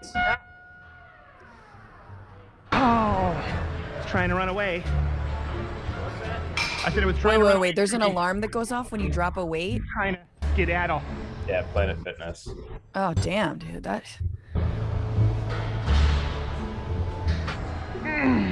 Enjoying his body. I don't know. The leggings do kind of look good. I'm not gonna lie. He's. Serious. So that first day, I was flagged as a lunk. They even had bright lights and giant loud sirens. After this, I was officially banned from Planet Fitness. I tried to join another location. Wait, That's I wanna because keep you hearing dropped this. the weights and Yeah, for dropping But weights. it already Yeah, been and if you flagged. scream at Planet Fitness too. Hey, I was flagged as a lunk. They even had bright lights and giant loud sirens. After this, I was officially banned from Planet Fitness. I tried to join another location, but it had already been flagged as seen here. But why are you telling me that I'm insincere? Because I know who you are. How do you know who I am? Are you saying that because that's a pre-transition ID? Is that why? Have a good day, Steven. didn't prove his point. He just proved it. They knew he was pulling a prank. He was dropping weights. He was like going after people. It had nothing to do with him being a woman or being trans. That's what he was trying to. Was he trying to see if people would notice that he was dressed as a woman but was like lifting so much weight, man? Like, look at It's freaking me out that you could be trans, lift that much weight. Like But no one said anything. Nobody said anything to him. That's what that's sort of mystifying. It's like there was a definite quality of like we got to publish it, otherwise it's gonna make us look bad. But Otherwise, you walked around as a woman for no reason. Yeah. yeah, no, which is definitely not like that's. I did it as for the video, like the. This is sort of like as a comedy misfire. Like, know what your target is. Like, what are you trying to say? What aren't you trying to say? He kind of was like pulling a Sacha Baron Cohen. Like, I could see Sacha Baron Cohen doing that. But like for Sasha's world, that would have been a fail because if you were trying to prove transphobia, no one was being transphobic to you. People were chill with you. It wasn't funny in any moment. Not at all. Yeah, so I just want to bring up why this came up again, because for it was International Women's Day, Crowder posted this video again, and everyone was dunking on it. And I just want to bring up one here that Jack Saint was making the point you were. Steven Crowder enters a gym disguised as a trans woman to expose how trans people don't fit in with, quote, normal people. Accidentally demonstrates that almost nobody gives a shit and has to literally start throwing weights around like a child to instigate mild conflicts. And Crowder responded to this by saying, outrage over a 5-year-old video, cutting edge, do the ice bucket challenge next. I mean, that is an L. That is, total. That's an L. Very embarrassed, I think he was by that whole thing. And really, I mean, this comes down to just, I think it is, I mean, at its core, if Crowder wasn't such an a-hole, honestly, the proper response to all of this would be sympathy, because there's so much like confusion, I think, and sort of he doesn't know why he's doing these things. And I'm not I have no insight into Crowder other than his dad is extremely domineering over him, and you can see that his father sort of follows him around, makes sure that he behaves himself. Jesus. Talk about hand holding though. This is how I mean, he's also like been responsible for sicking trolls on many people, destroying lives, like, calling people out and making them the butt of like endless segments. What was his obsession with Carlos? Carlos Maza, exactly. Right. And so who's gay? People don't realize this. I mean, there's something repressed there. Yeah. I hate that we have to be like, but like, what happened? What about his dad? I mean, that's very, maybe he's got like some sort of right-wing conservatorship where he's got to produce a certain amount of, it's like, the Spears controversy, but with Crowder, I'm sure there'll be a documentary about Crowder and how he was forced to do that by his dad. Just you wait. Yeah, you have to sympathize with the subject for a documentary like that to be compelling. I don't know if that. I did an interview the other day that I think we're going to end up running on Peacock. There's doing a second hour show. It's it's sort of an experimental thing. We're seeing if it can work on that channel. And I interviewed a guy who had written a piece in The Atlantic that turned out to be sort of a cancel culture piece, which I didn't quite understand until we got into it a little bit. It's an interesting conversation I had with him. You should check it out. But this whole concept of cancel culture, right? I mean, people understand what's going on here. It is There has always been cancel culture. There is, I don't know, a better example of cancel culture. I'm sure there's more, but like, you can get fired if you're gay. You cannot get housing if you're gay. Legally, multiple states across the country. I mean, I don't know what constitutes canceling more than the inability to work or live somewhere, right? But this is the right has just run out of things to talk about, and people who feel like their values in some way are not held and centered in and held in regard in the esteem that they want them to be are complaining. Here is Tulsi Gabbard. What are you doing now? So she's a part of that Rubin social media network or broadcasting thing. What's it called? Locals. Okay. Locals. So she's a local yokel, and she made her bread and butter by basically, obviously she ran for president. Couldn't she get on Fox News or something like that? Yeah. Well, I mean, I think that's what she's angling for, but I don't even know. She not walk on to there. I'm surprised by it. But here she is. She wants to be an IDW person, so that's why the internet is more appealing for her. Here she's on with a guest on Trey Gowdy's show. I mean, Trey Gowdy did it. Why can't she do it? But here she is comparing. Like, you ready for what this comparison is? Pretty impressive, I think. Of this foundational principle of our democracy. It means that in a cancel culture, you have some people who believe that they are special, that they are superior, that they have the power to be able to shut down those who have ideas and views that are different, who may follow a path that they deem to be the wrong path, and will therefore say, nope, we're going to place obstacles in front of you, we're going to silence certain voices so that only those who agree with us in the path that we deem to be right is the one that is before you to choose. And the issue with this, there's a few issues, but the main issue with this is when you look at our rights and freedoms and our ability to debate them and respectfully come out the other end agreeing or disagreeing, as you and I have over the years, it's based on the fact that we are all children of God. And recognizing that, we then treat each other with respect and respect this freedom that we have. So let's look down the path and say, okay, well, where does this cancel culture lead us? You see the final expression of cancel culture in Islamist terrorist groups like ISIS and Al-Qaeda. Oh, God. Here we go. Who basically go and behead Bring those in the who Hindu are nationalism, they deem to be infidels or heretics in order to silence them, in order to protect others from being misled by those heretical ideas in the eyes of an ISIS or Al-Qaeda.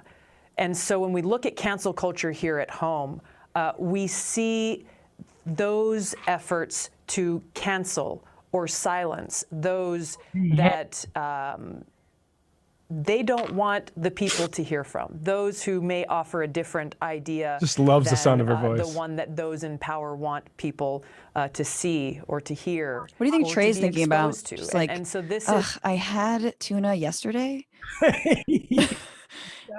What should I have? I'm sorry, but like, you gotta wonder if 9/11 happened in the year 2021, would we be like, oh my God, Al Qaeda tried to cancel America? You're trying to cancel us. She has modeled her political, and it is hard to even fathom that one human being would do this, but her new political brand off of Dave Rubin. She sounds like Dave Rubin. It's circular talk. There's a shoehorning of God into there, because even though Dave left TYT under the pretense of, like, we weren't atheists in the correct way, or wasn't, right? And we should be more critical of Islam. That's exactly what she's doing. She wants to be Dave Rubin. And so now she's in his little media empire, and she's just taking her tips from him. And it's like, just there's nothing here. It's just mimicking Rubin. That's something somebody would want to do. The only valid point that she has is the fact that Brendan has been going around rounding up the descendants of Theodore Geisel, who's Dr. Seuss, for public executions. That's the only thing that has any valid point. But the idea that this is the fascinating thing about the cancel culture stuff. I mean, there are instances where people are accused of things that they're not doing, and that is bad. And social media has excesses. That is bad. But the idea that people are penalized or criminalized or beheaded in this country, even metaphorically, for what they believe in is A, completely overblown, B, something that has existed every single day of this country. It's just now it is different who gets to say what prevents you from moving up the ladder of success. I'm not saying it's any more necessarily any, I do think it's actually a little bit better. But the idea that you weren't canceled if you came in for a job interview or you were working at a place and you had any type of like opinions or dress or lifestyle. I mean, you get fired if you were gay. That seems like cancel culture. Right. Or if you're a former felon, or if you don't have a permanent address, right? Like these are all reasons that you won't get a job or you won't get a home loan. There's all those kinds of things. So, but this is the ideology of the right and of, I would say, white supremacy actually, is the idea that oppression is a grift. That they see oppression, and Republicans have grilled it into voters' minds, that are things like affirmative action, things like Medicaid, things like welfare, anything like that. All of this is a grift. And so that they want on the grift gravy train. They want to be oppressed too. So cancel culture is a way for white people or men or, sexual assaulters to be like, yeah, you're coming for me.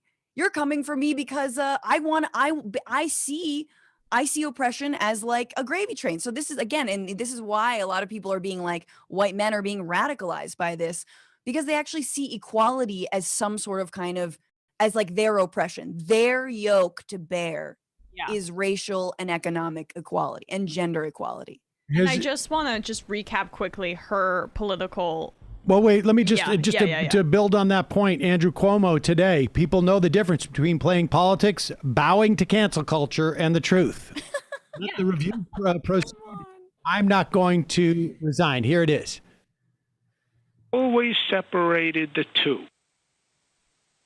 When I do briefings, I put out the facts, and then I offer my opinions. But they are two different concepts. Politicians who don't know a single fact, but yet form a conclusion and an opinion, are, in my opinion, reckless and dangerous. The people of New York should not have confidence in a politician who takes a position without knowing any facts or substance. That, my friends, is politics at its worst. Politicians take positions for all sorts of reasons, including political expediency and bowing to pressure. But people know the difference between playing politics, bowing to cancel culture, and the truth. People know the difference between playing politics. Put cancel culture in the statement, please. This is going to put cancel culture. Yeah. Cancel culture. Cancel culture. I like how he did an only phone briefing, right? That's fairly rare for him. It seems like he might have something to hide. Again, with Fox too, right? Here's a fact that I don't need to know. I don't need to have an investigation of.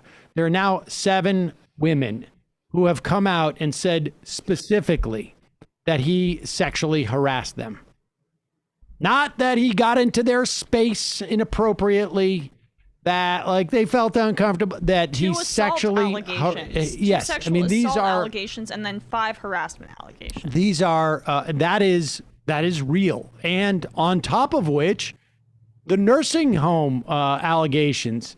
Oh God, yeah. It's not. Is it really allegations? It's simply a fact at this point. They covered up the numbers. They covered up the numbers. Deaths. I mean, that's like, again, to the worst kind of person on Twitter right now are the people saying, well, what about the other governors in defense of Andrew Cuomo? Please, this is not acceptable behavior by any politician, especially Democratic ones who are trying to, I guess, hold themselves to a higher moral standard. But well, I mean, the real problem to me with cancel culture and the perception of cancel culture, that it is cancel culture, something so egregiously obvious like this, is that there is no workplace method of accountability when you have a governor who is groping staff members, right? Like that we've created in so many workplaces and within government, like zero way of reporting something without getting fired, sidelined, alienated, right? And so then a lot of people take to the internet, right? It's seen as a last resort, but I'm confident that if there were actual mechanisms in place, if there was a lack of retribution when people do speak out about things like sexual harassment, that we wouldn't have so-called cancel culture. You wouldn't have the internet playing an outsized role in all of this because it wouldn't be the goddamn internet's job to play any role in this. And I'm just going to say, like, Lindsey Boylan is someone who's been like, look, I loved working in the governor's office. I'm proud to work in the governorship. But by the end of that, I didn't want anything to do with politics at all because I kept being groped and like objectified. Same thing with, actors in Hollywood. I kept being groped and objectified, and now I am an accountant or whatever. Now I just left. I left the industry because there was no accountability for this kind of behavior. Yeah, I think to the extent that there are problems with the so-called cancel culture, I mean, it's just sort of like society having a system of mores and what they think is acceptable. We've done this with countless things, and like I say, it's gone. The only difference now is that you have a different set of people who are making that determination. And I do think that there is a problem with social media, but that is a problem that you have with the introduction of really any new technology, frankly, seems to me. And I think there's a substantive difference between going after a governor who has immense power and like some random actor, if you're talking about cancel culture, right, in Hollywood. For sure. Have degrees. It's this. We're not talking. Oh, Cuomo. How many more years does he have? 2. We'll see. We'll see. Let's go to the IMs. Joyce from PA. Interested in why you think it's amusing for one of your fans to harass Stephanie Miller. I don't get it. She's an ally. Is this I don't think it's harassment. They're what is he trolling. doing? What did he just will call in and like make jokes. Yeah, I mean, I don't really, I mean, I don't think that people should harass people, but I mean, you have a call-in show. I don't even remember. It was what did he say he did? He said like left is best or something like that. But Sam, as the proprietor of Majority Report, you are responsible for the actions of every person who listens to this show at all times. And that's a big burden, but that's what you signed up for. I mean, the whole Baba Booey thing. I mean, I don't know. It's like when people call in and they play a frog on the show.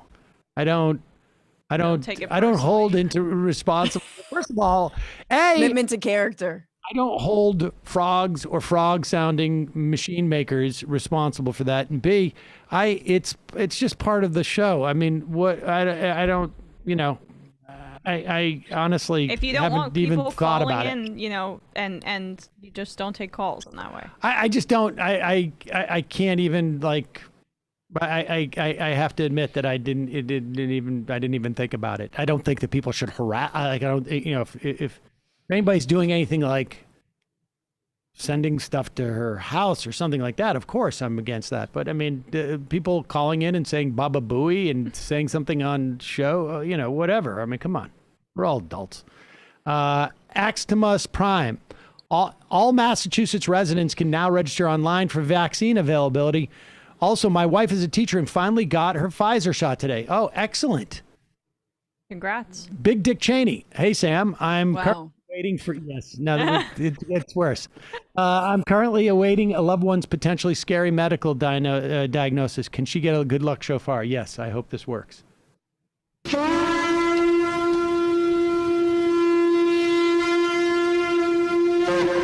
Christopher Dorner with a death note.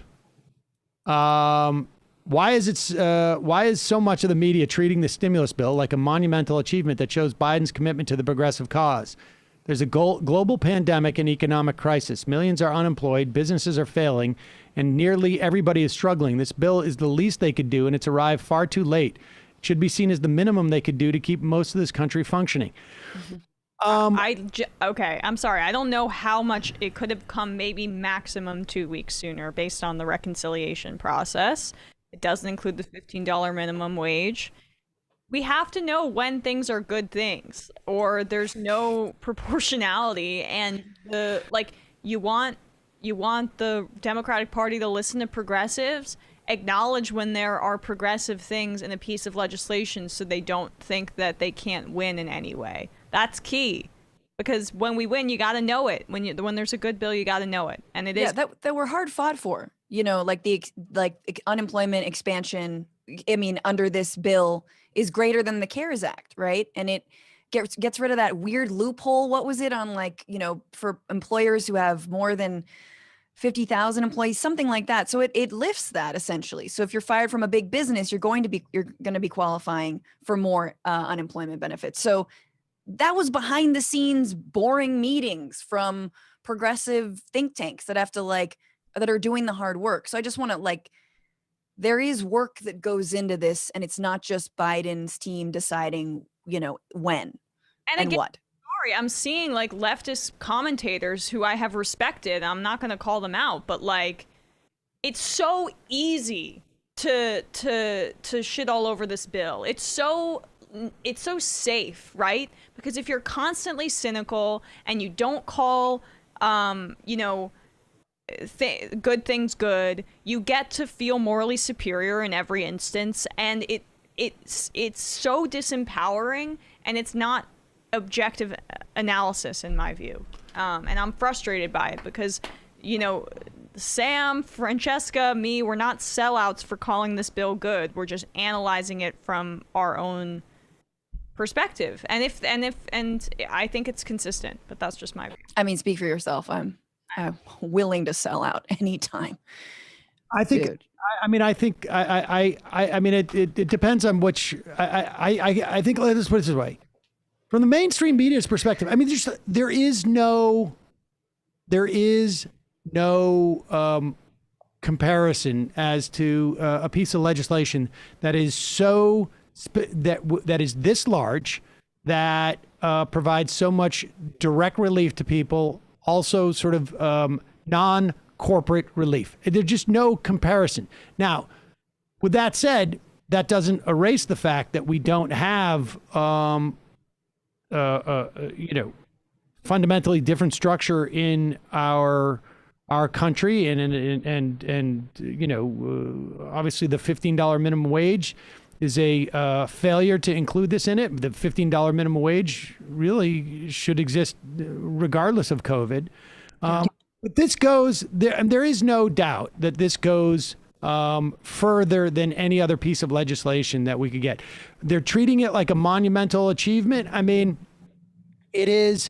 There wouldn't be anything if it was Trump. There would be nothing.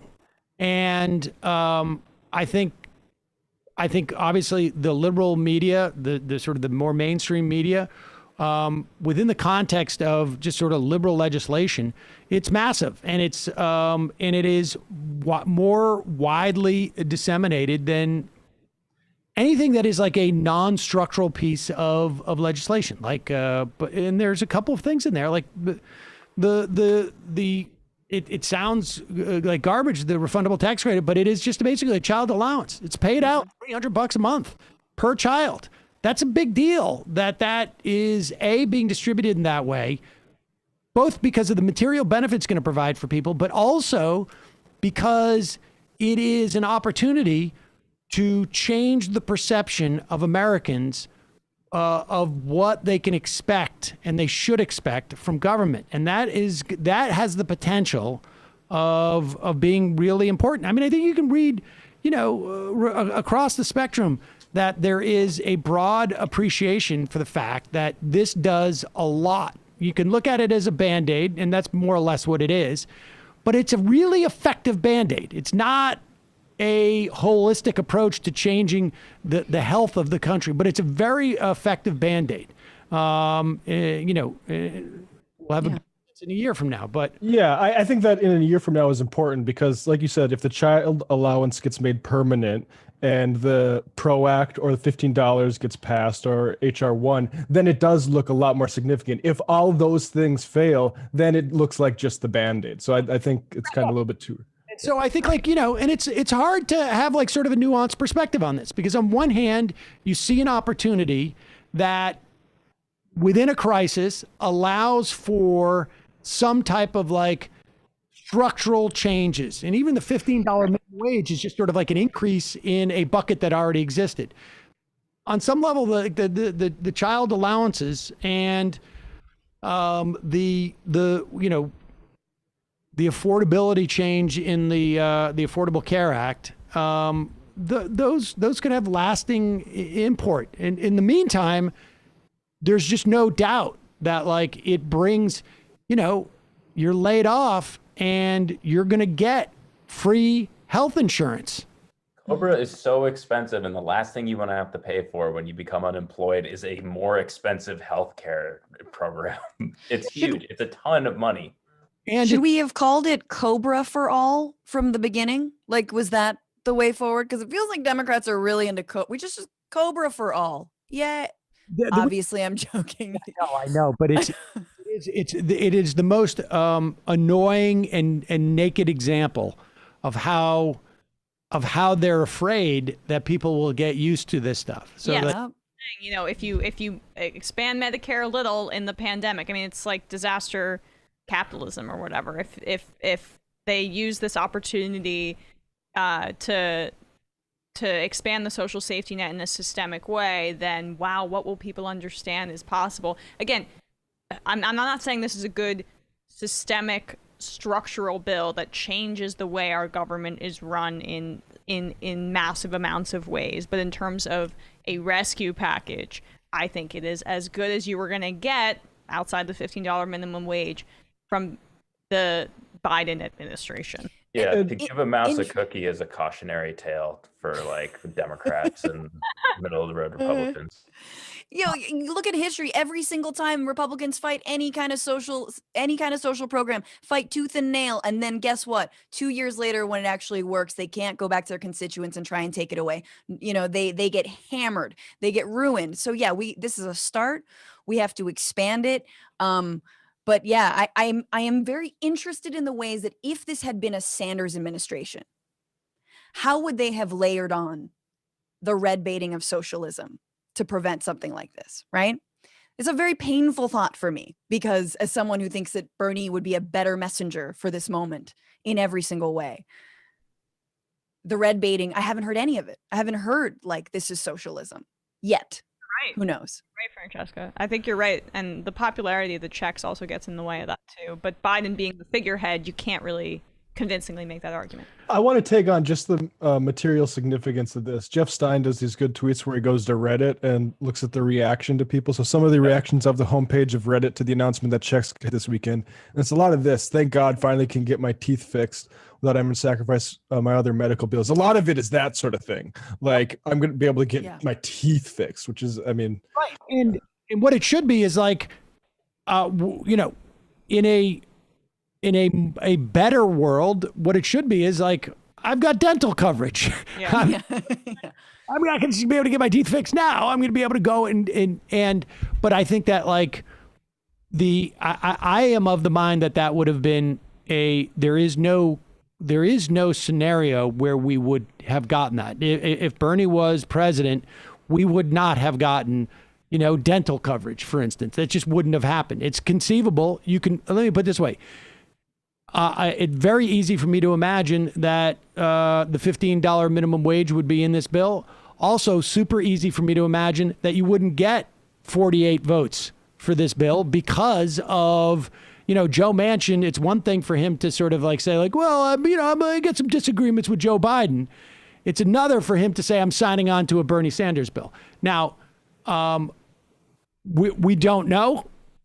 But I think either one of those arguments you can make. And so within this context, the best that we could have is that that guy's getting their teeth fixed and there's material benefits that are lasting and, start to provide for people.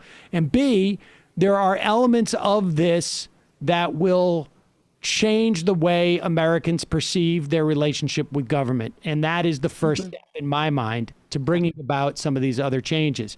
Because we're coming out of 40 years of where the mantra was for 80% of the country, maybe more, government's the problem.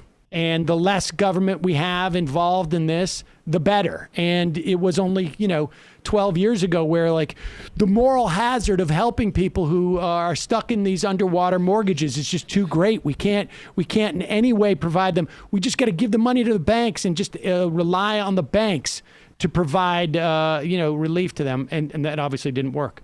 Nom Danette. Hi, Sam, Emma, Matt, and Brendan. I'm going to add Francesca. Thank you. Would have been polite. If you want David Dayen to be in a time zone ahead of you, instead of Nova Scotia, there is Newfoundland, or Newfoundland, I guess they call it, which is 1.5 hours ahead of New York. Best regards. Thank you. I appreciate that. Jimmy Files, more Brandon Sutton, please. Bendover Shapiro. Sam, what do you think of the U.S. implementing a program similar to Israel for ID cards for people who are vaccinated? Yes, there are HIPAA implications, but people could sign a waiver saying they consent to disclosure regarding the vaccine. I need to think about that. I mean, I could see there being like, we're doing flights for vaccinated people and Delta, get on it. Don't just block middle seats. I mean, I don't know. Like, maybe like we'll give a discount if you're vaccinated or something. What about a vaccinated and non-vaccinated section, like what smoking used to be? Can have that in restaurants again? I don't know. I gotta think about it. Private planes, though, just vaccinated are allowed to fly together. That's rich people flights. True. Comrade greeting card. Reminder to like and subscribe. Oh, I should tell you this, folks. This is sort of big news. I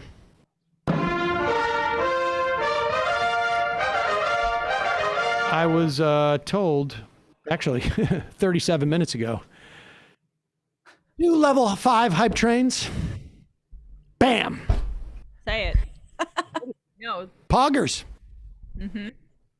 Nug Wrangler. There's no need for Francesca to get pregnant. She could just adopt me. Poggers. There you go, New Wrangler. Again. Majority report wardrobe coordinator. This just in. Fox News and Tucker declare war on the 4th of July. I was literally typing about that Stockton study, and you brought it up. That study probably won't satisfy Ben Shapiro. Sam, the way you're able to dance around the Crowder issue by making your position quite clear while avoiding any sort of potential legal entanglement is an art form. Well done. Thank you. I have no idea what you're referring to. Alex Berenson, COVID's not dangerous, but marijuana will drive your kids to violence. Sean from California, it's a good thing that COVID signed the Bill of Rights and respects our personal freedoms, or the whole it's my freedom argument would be completely ridiculous. Ryan Cole, didn't Trump and the conservative push celebrating July 4th last year? Yeah, that's right. Incidentally, we're going to all make it for Easter last year. They just don't want it to be told to celebrate July 4th, mandated. Right. Well, how you celebrate July 4th. Because that's what you got. That's what we all got from that speech. Oh, of course. A decree that it has to be a satanic worship of July 4th. Yep. When you get your $1,400 in the bank and you sign into your bank account, there will be a box that pops up. Of fireworks. No, you need to celebrating 4th of July before it releases the funds. Well, that you should say no, and that actually puts conservatives in a real bind. Be patriotic or take the socialist dirty money. Fireworks are from China often. Right. So. Wow. Gosh, it's a wonder why Crowder's dad won't let him debate Sam. Nikki and Astoria, today is the last day I get to listen to you live. For a while after being laid off from my job in July, I'm starting a new job on Monday in office. I'm excited, nervous, and relieved. Can I get a shofar? Left is best. Congratulations. I'm glad to hear that.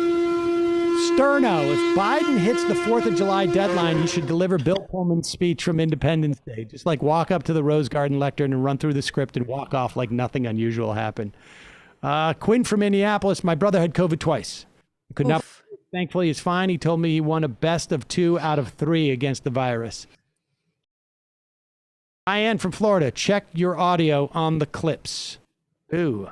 Doodles, the Cobra subsidy is an inefficient good. If the government wants to pay out of the ass unnecessarily, that's their dumb mistake.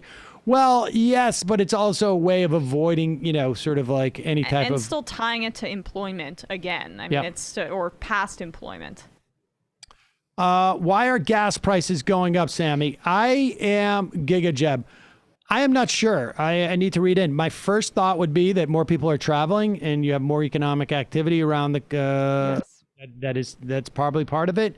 I wonder if maybe the storms in Texas may have inhibited supply. I know also there's that Colonial leak. I don't know if that's in North Carolina. It's the biggest leak that we've had in maybe ever in the country. They're still finding out more about it. The only upshot to that is that the head of the North Carolina, their version of the EPA is now the head of our EPA. So maybe this guy is sort of somewhat sensitive to massive leaks like that. And that was a leak, incidentally. This pipeline, about 3 feet underground, it is runs from Texas all the way up the northern to the northeast on the eastern seaboard, and they had a leak of over 1 million gallons. I don't know what it's come in at, 1.2 million gallons. It was discovered by 2 kids on ATVs, 2 teenagers. So their entire system to determine that there was a massive leak, it was bubbling up. Now understand what it takes for a leak to bubble up. It means that everything below it has to be so super saturated that it defies gravity and starts to go up through 3 feet of soil and starts to bubble, so much so that if you're driving by and you're a teenager on an ATV, you can see it. And so their system to be aware that there was this massive leak obviously clearly failed. Massachusetts. They sent the kids on ATVs. You don't know they didn't. Those kids are patrolling the pipeline. Solid, dude. Are like we just look for leaks, bro. Pipe inspectors of Colonial. You guys have got it, and that's tough to find. You can't teach it. Massachusetts. Sam. Am I the only one who feels like Jamie's exit was presented way too abruptly? How long ago did you know she was going to leave? I think she had a very significant effect on the show, and to announce her departure, to have her leave within 2.5 hours seems far too abrupt. I mean, look, I suppose there's no doubt that I announced that I was leaving TYT on the same day. There are a lot of just on the day I left. There's just like logistical concerns and just things that happen sometimes in that area. I mean, it still stings, Emma. Well, we just decided, and it was like, we just decided this was the right way to do it. I'll go on John's show and we'll announce it that way on my last day. So I don't know. I mean,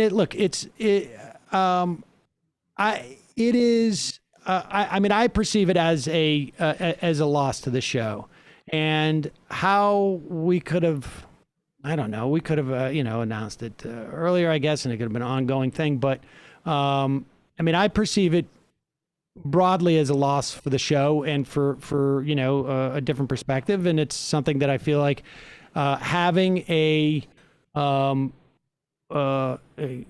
however you want to define this, a left perspective or a further left perspective, it's a deficit that we have on the show. And it's obviously compounded by, Michael's death. And so it's something I'm aware of, that I feel, and I'm looking to address it. And I don't have a timeline for this. It takes me, it took 2 years to turn on our Twitch subscriptions. So, But you ever want to talk anarchism, Sam? I'm down. Let's do it. I mean, it is. I'm here. We have on the show, and I think part of it is also when we went into COVID, we didn't know how long it was going to last.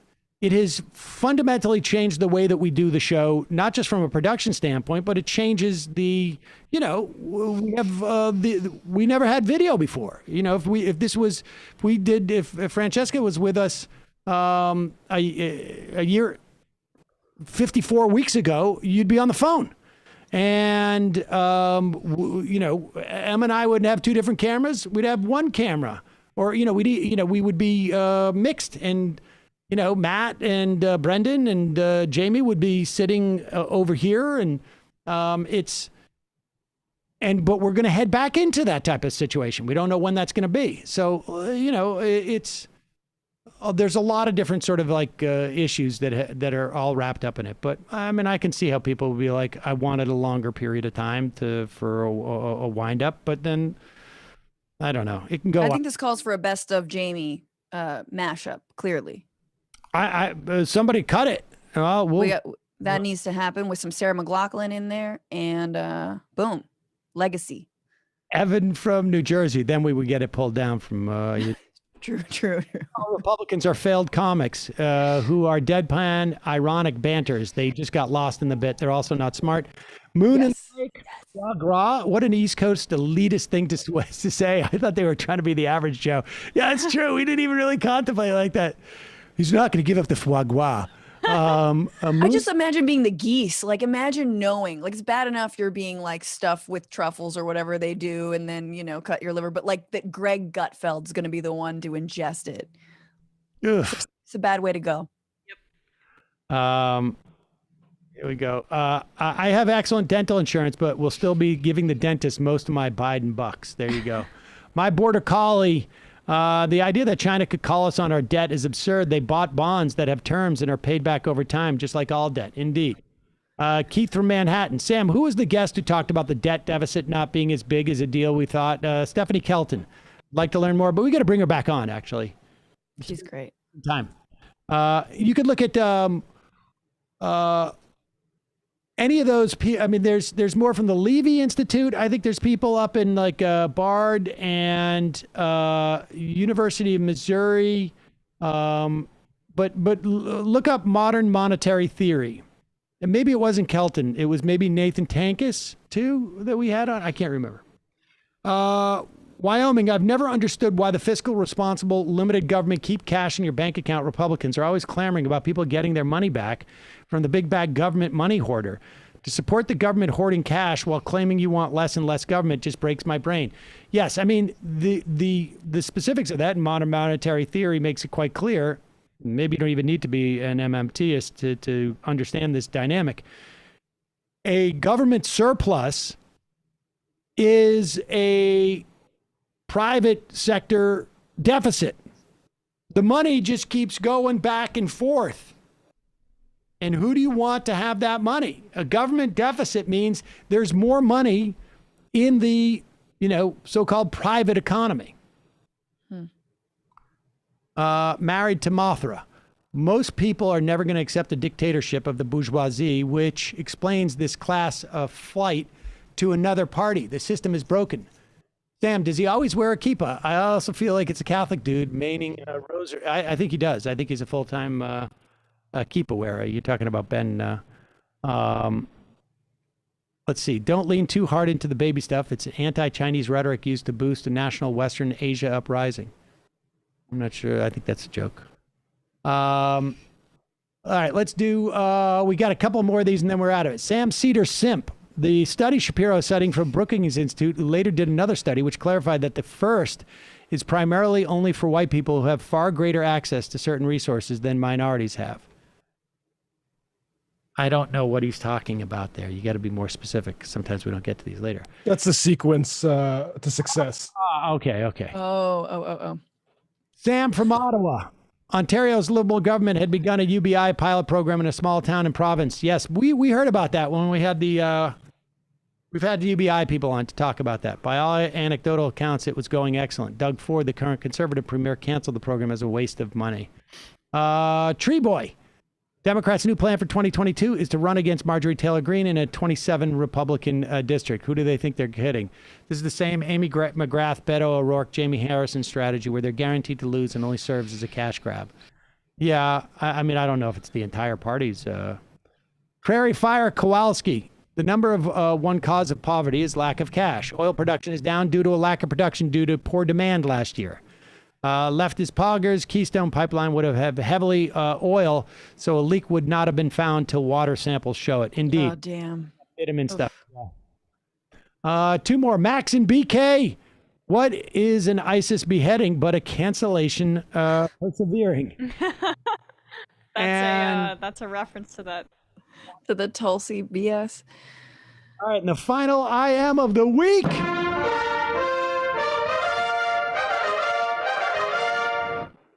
Champagne Communista. Hey, Sam, why are they not canceling rent? There's a difference between acknowledging something good, but it's also important to recognize when there's something is largely inadequate. Things are so bad that even crumbs look like a feast. Come on, man, be real. Privilege colors a lot of people's perspective.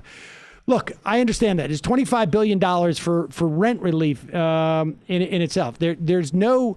The rent cancellation would have involved paying a lot of these landlords. I think you're going to find that there's actually going to be more money in there than you think, because a lot of that money is also going to cities and they're going to have their rent cancellation programs.